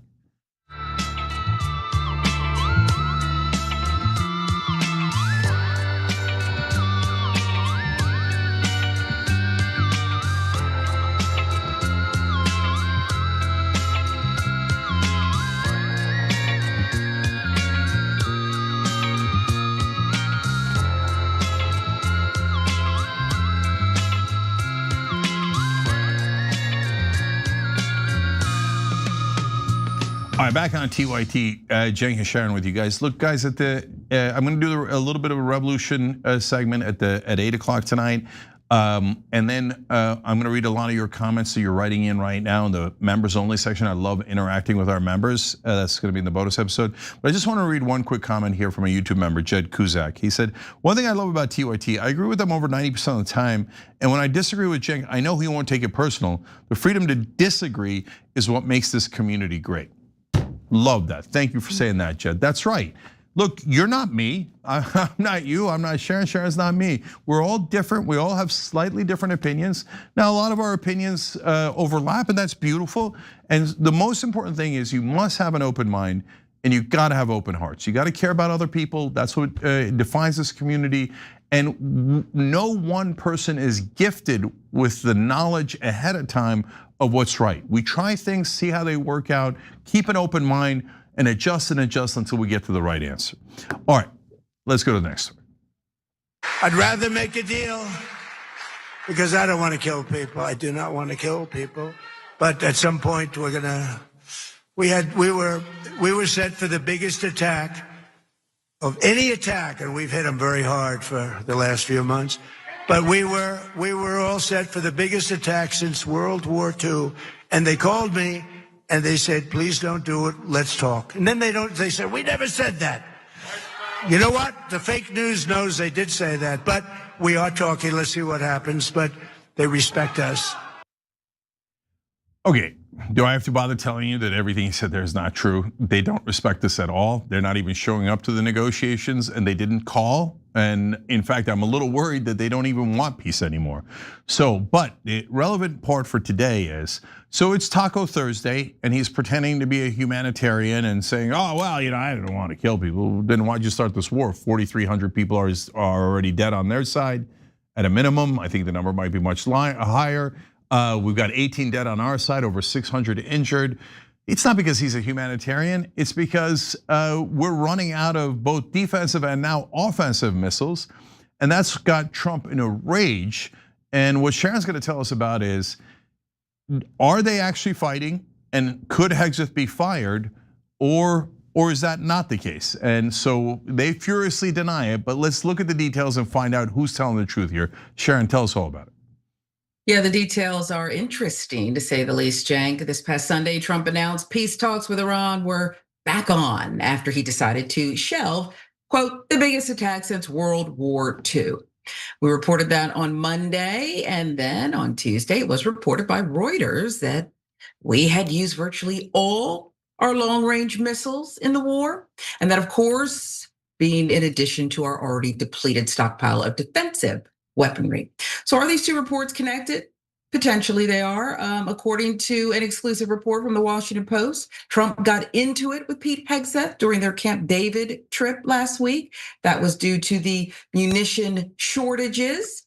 President Donald Trump's frustration over the Iran war boiled over at Camp David last week, where he demanded answers from Defense Secretary Pete Hegseth on why he had apparently been misled on extreme munition shortages that now threaten to limit military options with Iran. Two people familiar with the exchange telling that to the Washington Post. The encounter took place on the sidelines of his cabinet meeting at Camp David on Friday, where Trump vented at Hegseth that he thought the munitions issue had been fixed. So we need to pause there for a moment because it is, well, it's weird. You got to use the W word again, that Trump says he was misled because the week prior, General Dan Kane, who's the chair of the Joint Chiefs of Staff, warned Trump privately that resuming major combat operations against Iran was doable, but that it would dangerously deplete interceptors available to the military's Central Command, which is responsible for operations in the Middle East. That's literally why Trump paused the bombing after hitting Iran for 13 days straight. Did he think we could just replenish our entire stockpile in a week? Like, it's a reality TV show episode or something? While the United States has announced new production agreements for some of the most critical munitions, such as Patriot air defense missiles, the munitions themselves can take as long as 2 years to produce, and there's no immediate relief in sight for the shortages. So back to Camp David, if you will. How did Hegseth explain himself? Seeing as he's been a major player in egging Trump on in this easy to win war. Well, as he was confronted by Trump over the bare weapons stockpile, Hegseth defended himself and blamed his deputy, what a leader, Stephen Weinberg, for the shortages and for not ensuring Trump was fully apprised of the issue, both people familiar said. Not surprising Hegseth avoided responsibility, seeing as this is how Trump reacted to the report.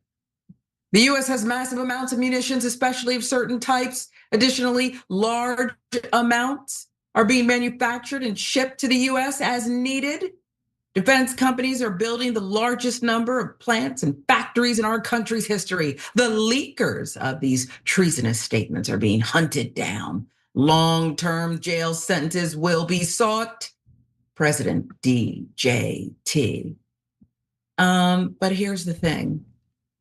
If we did have, quote, massive amounts of munitions, as Trump says, why is Pete Hegseth begging for more money?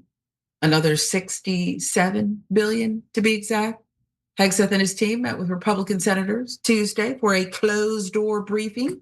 Defense officials showed candor at that meeting about the toll the conflict has taken and told lawmakers to expect requests for more funding on top of the amount they've already asked for. That's according to Axios. Secretary has routinely excluded Democratic lawmakers from updates on the war and did not invite them to this one either. So, Cenk, perhaps they think that we're all stupid, and there could be, they're constantly the smartest people in the room, according to them, or they're the ones too stupid to see reality. Which is it? Yeah, so let's talk about things we know and things we don't know, right? So the one thing we know is, are we running out of munitions? Yes. Now, how do we know that? One, there's overwhelming reporting about it, including quoting generals saying it. And there was one general who said, we're running so low that we can't even defend Israel anymore. We might be forced into prioritizing defending the homeland. I mean, forced into defending America. I mean, that sounds like desperation, when of course you should spend all of your time obsessed about Israel instead. I mean, like, our generals are apologizing for caring about America. Why? Because everybody at the Defense Department basically works for Israel. It's just, all of that is insane. But the second reason we know that we desperately need those munitions is because of Hegseth and Donald Trump. Hegseth is like, I need $67 billion for munitions. It's urgent and it's necessary. We need it right now. Like, so it sounds like we're running low. He's like, no, we're not. Well, if we're not running low, why do you urgently need $67 billion to replenish them? So it's just absurd by definition. And then Trump is like, no, we got no problems there. Besides which, we're getting the manufacturers working around the clock. It takes 2 to 3 years to build these things. And we're transferring, the missiles and munitions from our other bases around the world. So you do need them because you're running low. That's why you're asking the manufacturers to panic, and you're transferring from the other bases. So that question is settled. There's no question. We're definitely running low, and that's part of why we keep pausing. Not because Trump is a humanitarian, I don't like to kill people. That's news to me, because you've launched a lot of wars right now that's killed a lot of people. And so, and every once in a while you threaten to wipe out entire civilizations. This guy's an unstable lunatic, okay? So now that gets into question number 2, which makes it harder to decide because Trump's so crazy. Who knows who's at fault? Okay, so the question of, are they really having a fight, and could Hegseth be fired? So now on the one hand, Trump loves to blame people for his own decisions. So that's Trump 101. All right, Hegseth, start this war, give him a bomb with everything we got. Oh, we ran out? You stupid, you ran out of munitions for no reason. But you told me to do it, shut up, you're fired. So could that happen? Totally, he's done that like dozens of times. At this point, it might be up to hundreds of times between the two terms, right? On the other hand, Hegseth is a moron who is not at all experienced for this job, It's not within miles of being able to be ready to do this job. Has already bungled it in 1,000 ways. Wanted a huge war, was a massive advocate for war. That's why he's like, oh, I'm anti-war. My new Secretary of Defense is Pete Hegseth. I'm like, you're not anti-war. We're starting wars if Hegseth is the Secretary of Defense. And then they're like, oh yeah, we were just giant liars. In fact, the anti-war president will now change the name of that department to the Department of War. Not the Department of Anti-War or Defense, but the Department of War, offense. And so Hegseth is the right guy for that, because he'll blunder into any war. And Hegseth is also a massive Israel first advocate. So if Israel tells Hegseth to start a war, Hegseth will start a war. So which one of them, Sharon, is the one who bungled it? The answer is almost certainly both, right? But Trump never takes personal responsibility. So I think that firing Hegseth at this point would be too much of a sign of failure and defeat. And so he probably won't do it, is my best guess. But will he eventually blame Hegseth? Of course he will. That's my sense of it. What do you think? I think he can get rid of Hegseth, and American men and women will still be in danger. They do not have what they need. And the clinical deterioration of Donald Trump it's worse than ever. If your ego is this big, that I know you don't care about the brown people over there, Trump, but it's this big that you will send them into your war of choice, this battle, this Israel war, without what they need. And you'll continue allowing them to be unsafe, to die, rather than just say uncle or some version of it. You will keep pushing and pushing and going and going. I know he's crazy. I'm not surprised, but just the level of the deterioration and that it's spreading. Hegseth is a maniac too, and has an ego, the size of Texas too. But the fact that this thing that we all see is allowed to keep going, and that he can go into a closed door meeting, I don't care if there's an R or a D behind their names. Look what's going on, and you're allowing this closed door meeting and not sticking your finger in his chest, if not his eye, and saying, this stops now. And better yet, open the door. Say so loudly, not just little cute speeches and holding up little cue cards during these little foreplay theater hearings. I mean, this is unbelievable. Of course he's got to go tonight, but that's the problem. It's everybody else. It's Trump. It's all Trump. Yeah, the fish rots from the head down. And so, look, last thing is that I'm super worried that we're not going to be able to get out of this thing, not just because of Israel, but because of Trump's ego. The Iranians don't look like they want to deal anymore because they think that we're lying. Trump changes his position literally every single day, and they think it's a trick, and that Trump is just pausing to gather more munitions so that he could bomb them in a bigger way. So if they don't want peace, and Israel doesn't want peace, and Trump and Hegseth don't want peace, what in the world are we going to do when this war gets bigger and we run out of missiles? There'll be other types of missiles, but then you got to go on the ground for those missiles, and that means you got to use ground troops. So at this point, I'm super worried that as the markets in Washington pretend that a peace deal is imminent, and it's so unpredictable because they are such thorough liars that I can't tell you with certainty that it isn't imminent, right?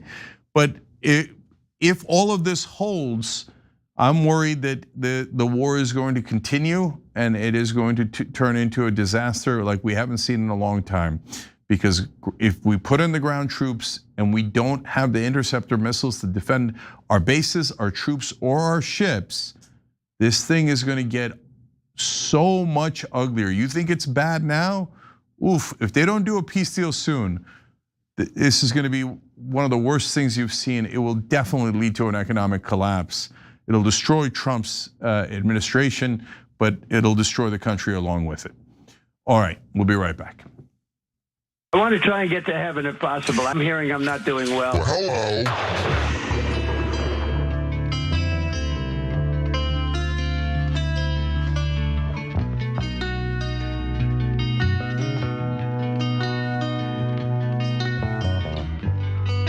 All right, let's go to Twitch for a second. Gal471 says AIPAC is actually giving El-Sayed free press by constantly going after him.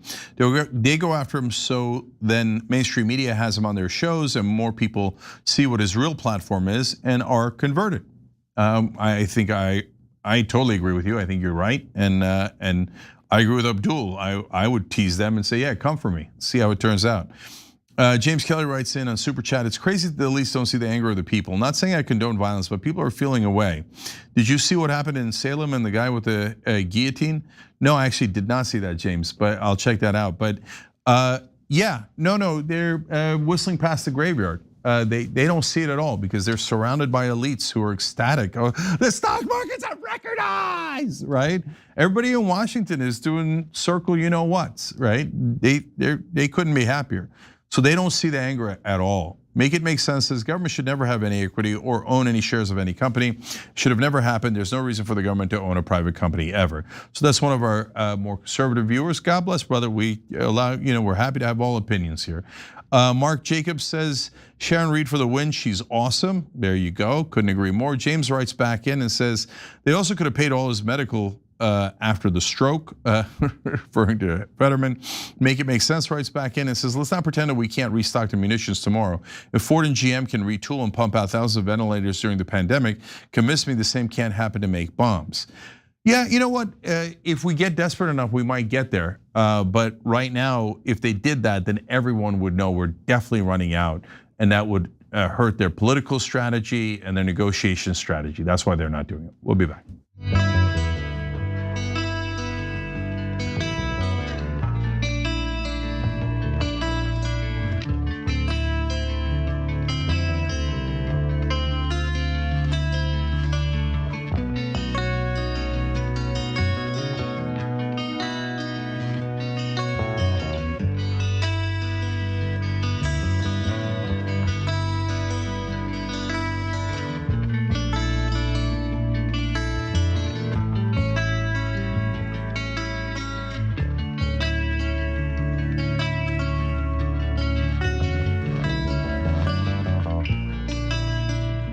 All right, back on TYT, Cenk and Sharon with you guys. Before we go to the next story, let me save you some money. Noble Mobile is one of our top sponsors. We love those guys. They save you a ton of money. So they've got a new proposal for you guys. It's gonna save you even more. So you can't pay more than $50 ever. You get money back for if you don't use your data. So it's already an incredible deal. TYT.com/switch. Now they're saying your first month is gonna be only $10. So that's, depending on how much data you use, savings of $20 to $40, right? You could download the app to track your brain rot index. That's how much you can save each month using your phone less and spending more time doing things that actually make you happy. So just a ton of wins in here, and the cell phone service for me has been perfect. I didn't have to change my phone or anything else on the phone. So please don't waste money. So if you're paying over $50, definitely. I think if you're paying over $30, switch now and you get the first month for $10. So TYT.com/switch, TYT.com/switch. Okay, now, let's go to the next story, yes. So the US is trying to facilitate a further peace deal in Gaza, and they've gotten Hamas to agree to lay down all of their arms. So what has Israel's reaction to that been? Let's bomb them more. Let's kill pregnant women. Let's bomb health centers so that this peace deal never happens.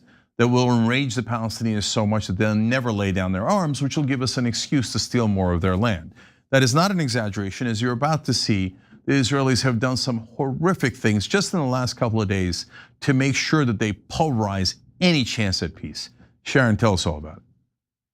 Yeah, Cenk, the United States is once again attempting to stop Israel from blowing up peace negotiations by rampaging through southern Lebanon. So here's what you need to know about the situation. There is currently a tentative ceasefire between Israel and Hezbollah. But after 2 IDF troops were killed and 4 were wounded in southern Lebanon, Israel accused Hezbollah of breaking the ceasefire. According to an initial IDF probe, at around noon Wednesday, troops of the Reserve Brigade entered a building in Majdalzoom during efforts to demolish Hezbollah infrastructure. As they entered, an explosion occurred, killing and injuring the forces.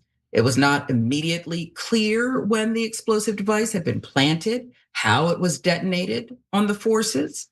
It would appear that this was Israel's response, breaking an Israel struck the rooftop of a prayer room at a cemetery, killing one person, wounding 11 others. That's according to Lebanon's national news agency. We should also note that according to Drop Site News, Israel was never abiding by the ceasefire in the first place. Israel's also continued carrying out daily military operations in Lebanon despite the US brokered ceasefire. Forces carried out another large-scale demolition in Hadatha and Bint Jbeil district. A drone struck same location twice. Israel and Lebanon have been negotiating in the midst of all this. Lebanese newspaper reported Thursday that the US had acted to contain the escalation in southern Lebanon and succeeded in limiting Israel's response, preventing the situation on the ground from derailing progress at the negotiating table, preventing the talks in Rome from collapsing.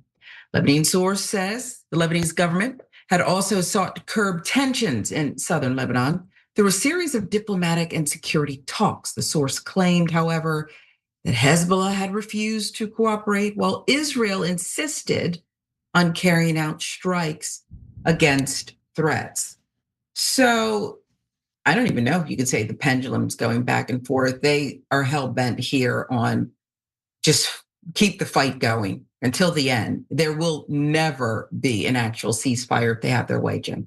Yeah, so I mentioned Gaza in the beginning. We're gonna get to Gaza. Israel did even more horrific things there. There's also supposed to be a ceasefire there. But let me comment on Lebanon first. So guys, there's no ceasefire. There's only you guys have to stop firing, but Israel can keep going. And so they have continued to bomb, of course. They do that every single time. They've killed over 4,000 people in Lebanon already. And as soon as the ceasefire was announced, they rolled their tanks further into northern Lebanon, from southern Lebanon, a little further north, I should say. So there's no stopping the Israelis, and they never abide by any deal. So it's pointless to do a deal with them.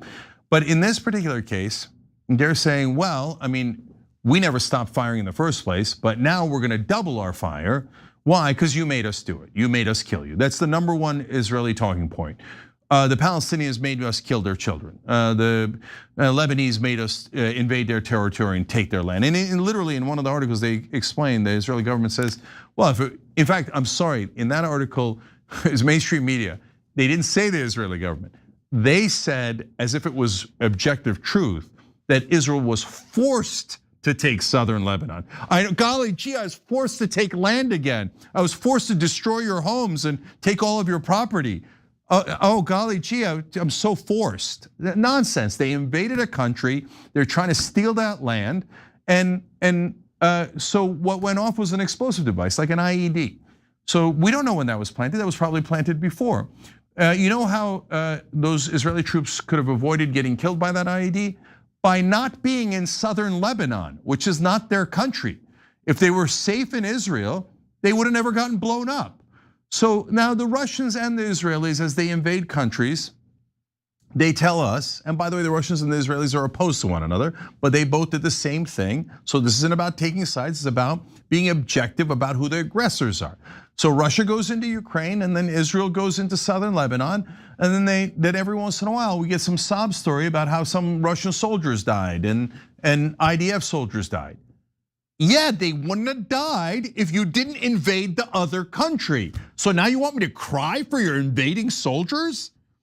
And then you go and murder innocent civilians on top and go, oh, you should have sympathy for my murder of these civilians because some of my invading army was harmed. No, I have no sympathy for that, none. And if you're asking for sympathy for that, that's outrageous.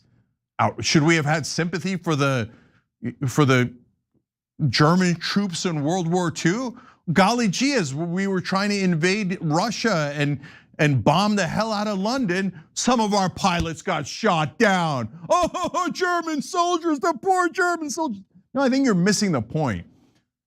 The people who are invaded are the ones that we should have overwhelming sympathy for, including the Lebanese here. So now, Sharon, let's move on to Gaza to see what new thing these monsters have done. Yeah, as you might recall, Cenk, last week, the Trump administration announced Hamas had committed to disarm so long as Israel were to withdraw from Gaza and stop attacking, among other long-term conditions. The Israeli government shot down the deal and proceeded to ramp up attacks on Gaza. 6 Palestinians were killed by Israeli airstrikes Saturday. One struck near a hospital, destroyed medical supplies.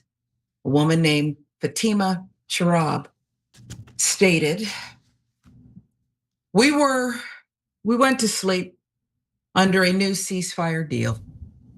Trump announced a ceasefire and things were going in the right direction. We slept peacefully, happily, thinking that the situation would get better from the next day onward. The camp here is made up of tents and a warehouse for kidney medications for dialysis patients. So what was the problem? What did we do wrong?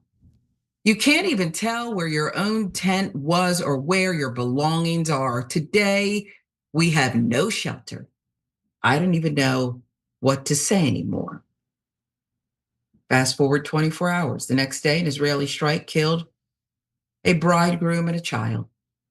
An eyewitness said this: he was preparing his tent for his wedding. Then he was torn apart in it.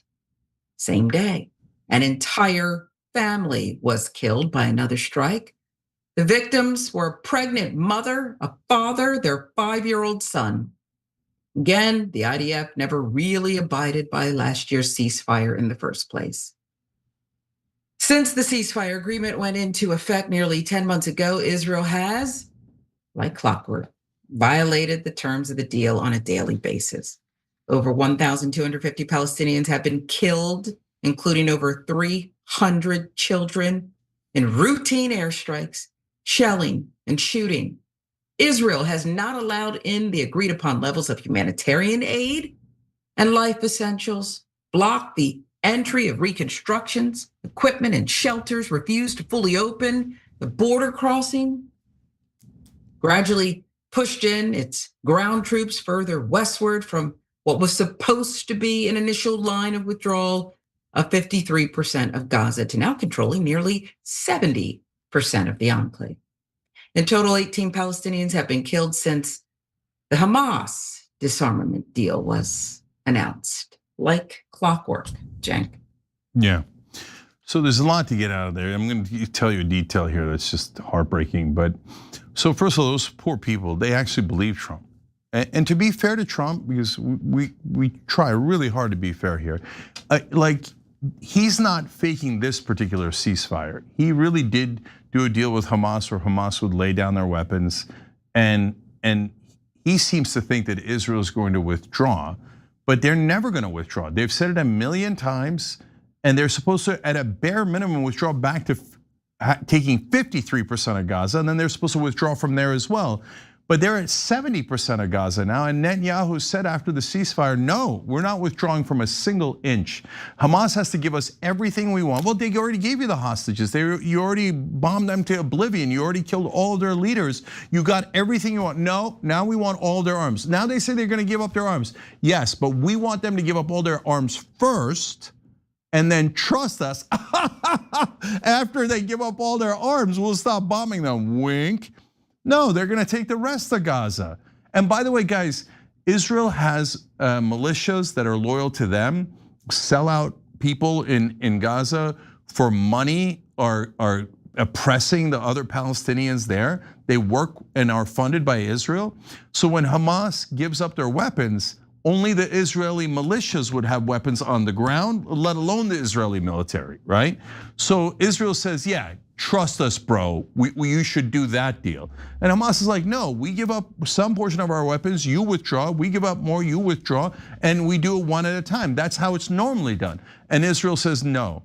So, but it doesn't matter because we're never gonna get a peace deal, because every time Trump announces one, even the earnest ones like this one, Israel goes, oh, let's murder more civilians so that the other side won't wanna make a deal and nobody will wanna make a deal. And so they murder away. So which brings me to the horrific story. So Sharon told you there was a pregnant woman who was killed in one of those bombings. So guys, I've been telling you for the last 3 years now, when Israel drops these bombs on people, how do you think they die? Because our press is disgustingly racist and bigoted. So whenever an Israeli is killed, they describe it in gory detail, and they're like, "Oh my God, Hamas did this and this and this," right? When the Israelis kill people, they go, "It's a number, it's a statistic, and we don't know who it is. Shut up," right? No, when a bomb lands, it blows people up. It incinerates them alive, or sometimes it blows their body into different parts. And we've seen the headless child that was held up when they annihilated a tent encampment. They hit more tents this time around. And in this case, when the people went, including family members, to recover the bodies, the body parts are all over the room. And the fetus had been removed from the mom and was lying on the ground by itself. And they couldn't find all the body parts, and they had to go back later and search for more body parts of all the people who had been killed. So this is what Israel's doing with our money. They keep demanding our money, saying we owe it to them, and that they're pretending to be victims as they literally rip people apart, destroy human beings in unimaginable ways. And all of those bombs say made in the USA on them. It sickens me that they are forcing us into participating in their genocide. And the people you should be most furious at is our politicians and our media that enable that. We have to end it now. Free America, free Palestine. Okay, Sharon, you're the best. We appreciate you. I appreciate you more. And what you just said needed to be said in that painful detail. It needs to be said as hard as it is to hear. Thank you, I appreciate it. All right, everybody check out Sharon on Rebel HQ on YouTube. Thank you, Sharon. When we come back, I'm gonna do the revolution segment for you guys. I'm already riled up, so God knows what I'll rant about. We'll be right back.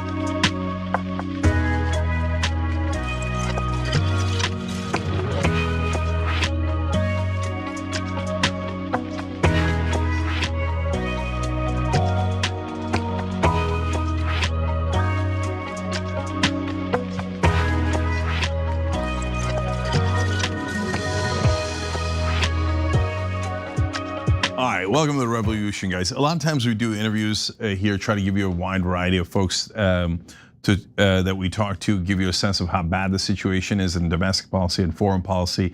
Today, I'm just going to talk to you guys about a path to victory. So there's a lot of folks who are, despondent for understandable reasons.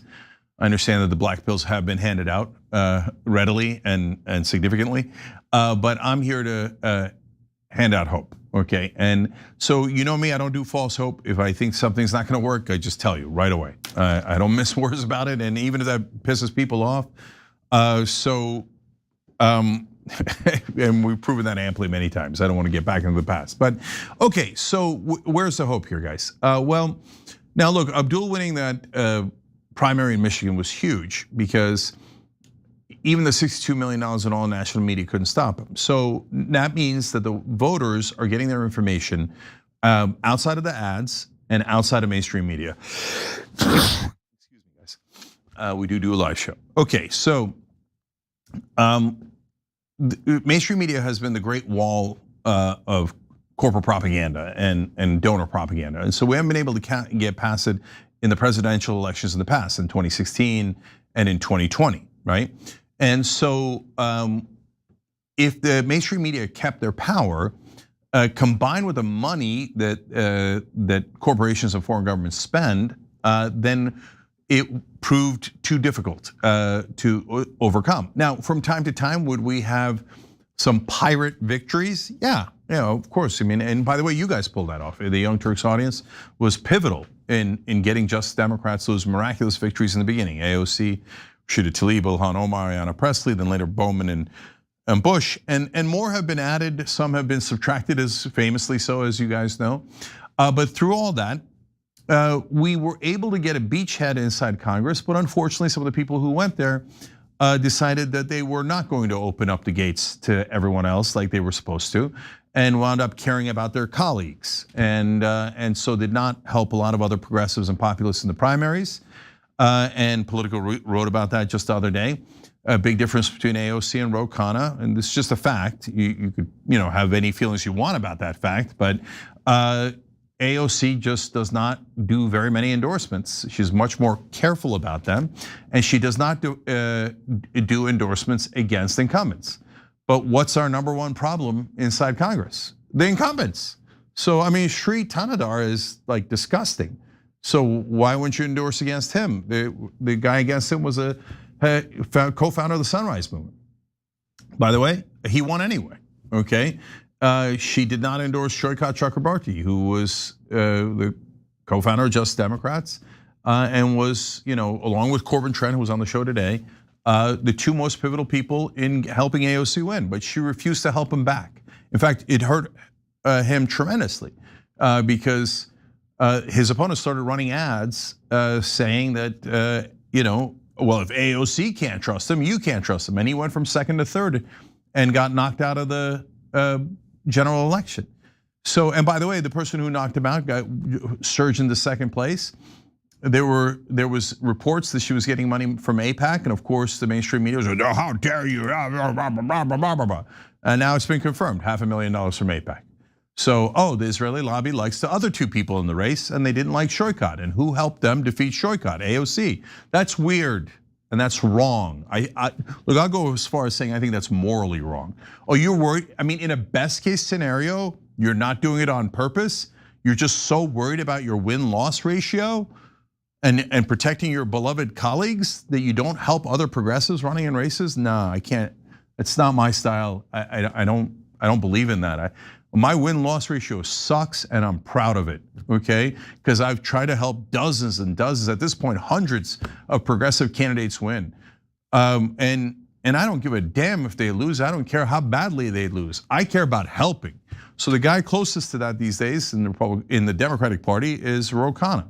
So that, if you're asking me why I'm, look like I am supporting him more, because it's because of his actions. Whether it's these endorsements where he really tries to help as many progressives as possible, it's the Epstein files, it's the war, etc. But put that aside for now. So the reason I got into that is because with Abdul El-Sayed winning, with William Lawrence and Donovan McKinney and all of these guys who weren't supposed to win winning, what's happened now is that the great corporate wall of mainstream media is eroding. And the voters are getting information from online media and other sources. And they're not believing the lies of mainstream media anymore. So that's why we were able to get enough voters so that we didn't just get pirate wins like AOC and the others, right?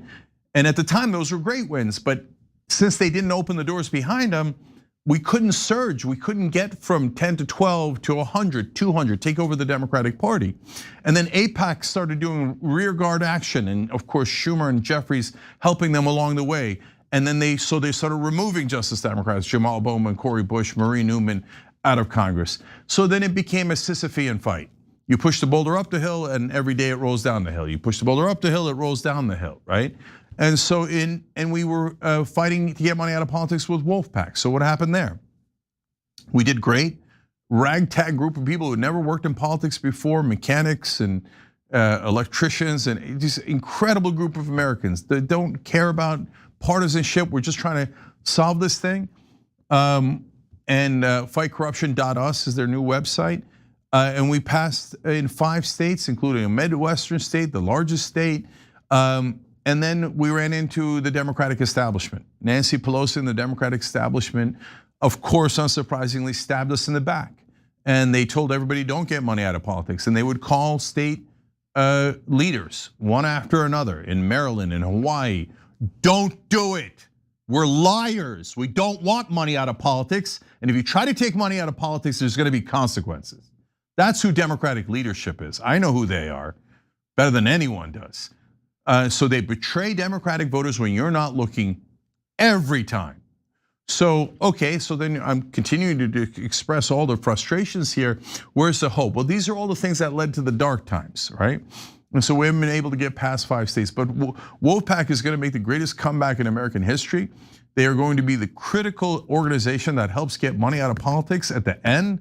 And so you ain't seen the last of them yet, not even close. They're gonna come back with a vengeance, and they're gonna be nonpartisan, and it's gonna be left wing, right wing, middle wing, and it's gonna make all the difference. Fightcorruption.us, go become a member there, make a difference. So now, at this point, we're past the mainstream media, not completely. You see just one by 1 point. That general election in Michigan is critical. But if these progressives that are winning, not just in big blue districts, but in purple districts like William Lawrence's district, purple states like Michigan, where Abdul El-Sayed is gonna run against Mike Rogers, it's gonna do a couple of things. Number one, if they win, you get real populists inside of Congress. So that's amazing. Okay, that's great in and of itself. But most importantly, what it shows you is the mainstream media has been lying to you your whole life. Progressive populists don't do worse in general elections, they do better, okay? So that's our thesis.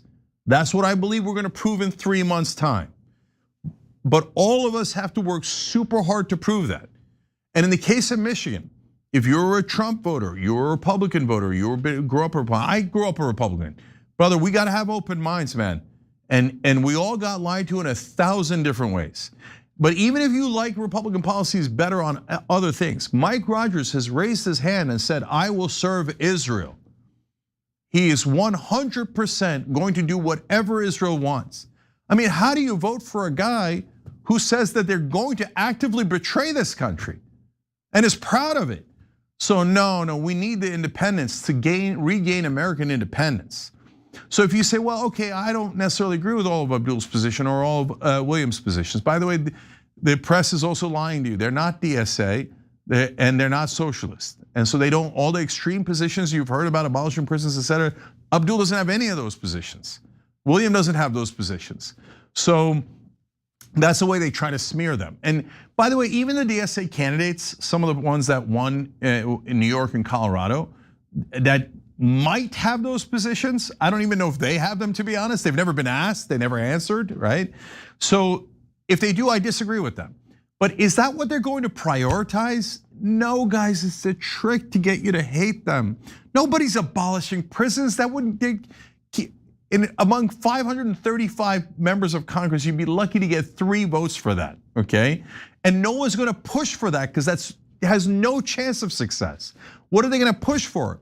The things that you actually care about, ending the wars, getting money out of politics, getting universal health care for all of us, right? So they're trying to distract you from the things that we all agree on. But in Michigan, it's clearer than that, because that is a battle for American sovereignty.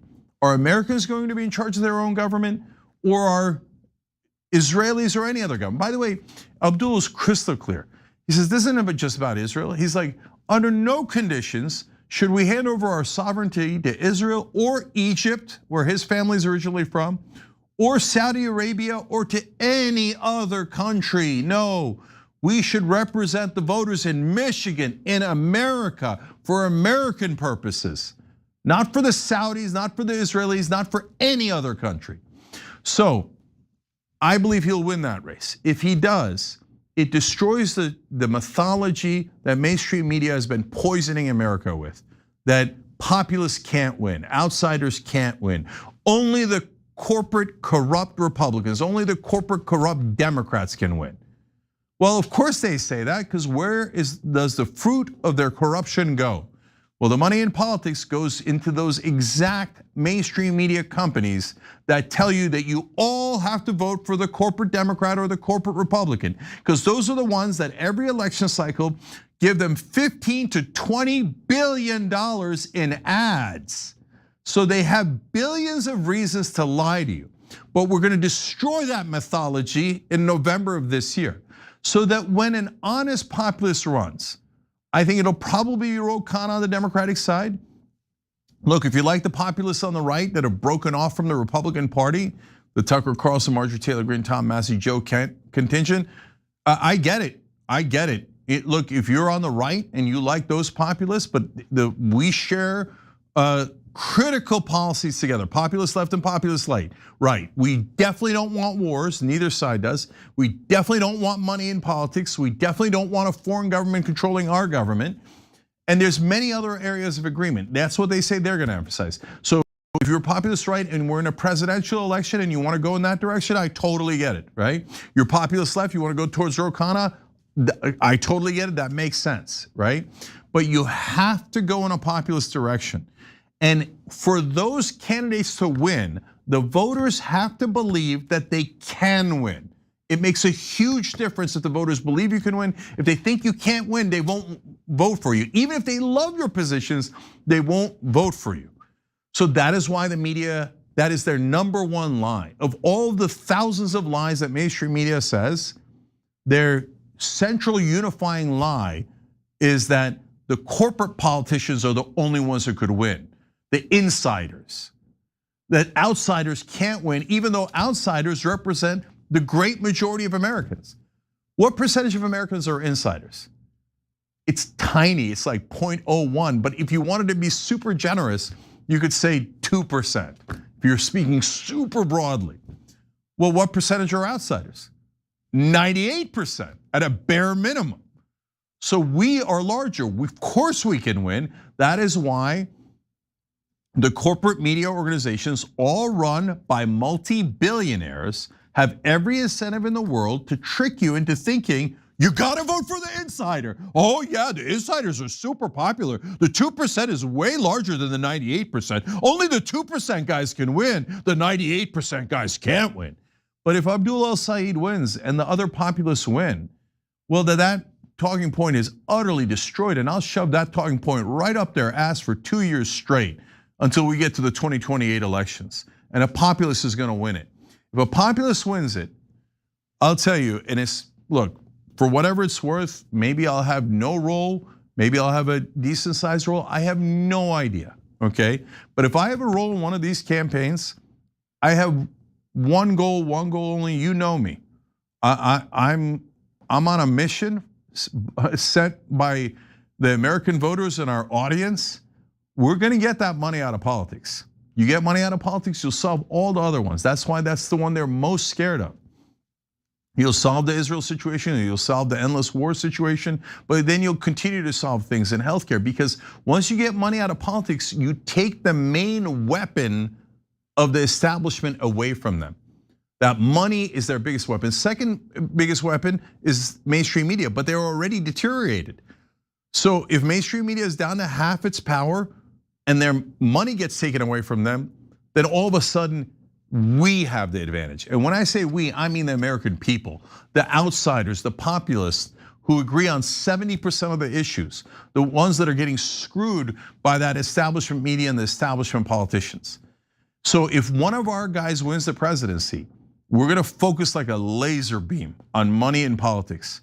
And guys, again, another lie is that you can't get an amendment. Really? then why do we have 27 of them? Another lie is, oh, the Constitution is sacred and the founding fathers didn't want you to change it. Really? Because they changed it 10 times immediately. That's called the Bill of Rights. You see lie after lie, easily disproven. No, the founding fathers said, please amend the Constitution. You should do it every generation to make sure that you're fighting off all the new challenges that democracy has. And the biggest challenge we have is money in politics. So we can get that amendment and we will get that amendment. If we get that amendment, then we've saved the country. And so that is the pathway. And for the first time, maybe in my lifetime, I can see the light at the end of the tunnel. I can see the straight path to that result. Populists win in 26, populist wins for president in 28. We do a massive nationwide campaign to get money out of politics, and we do it. We save democracy, we save the republic, we save the country. So we all got to get united and go in that direction. And if we do, we're going to be unstoppable.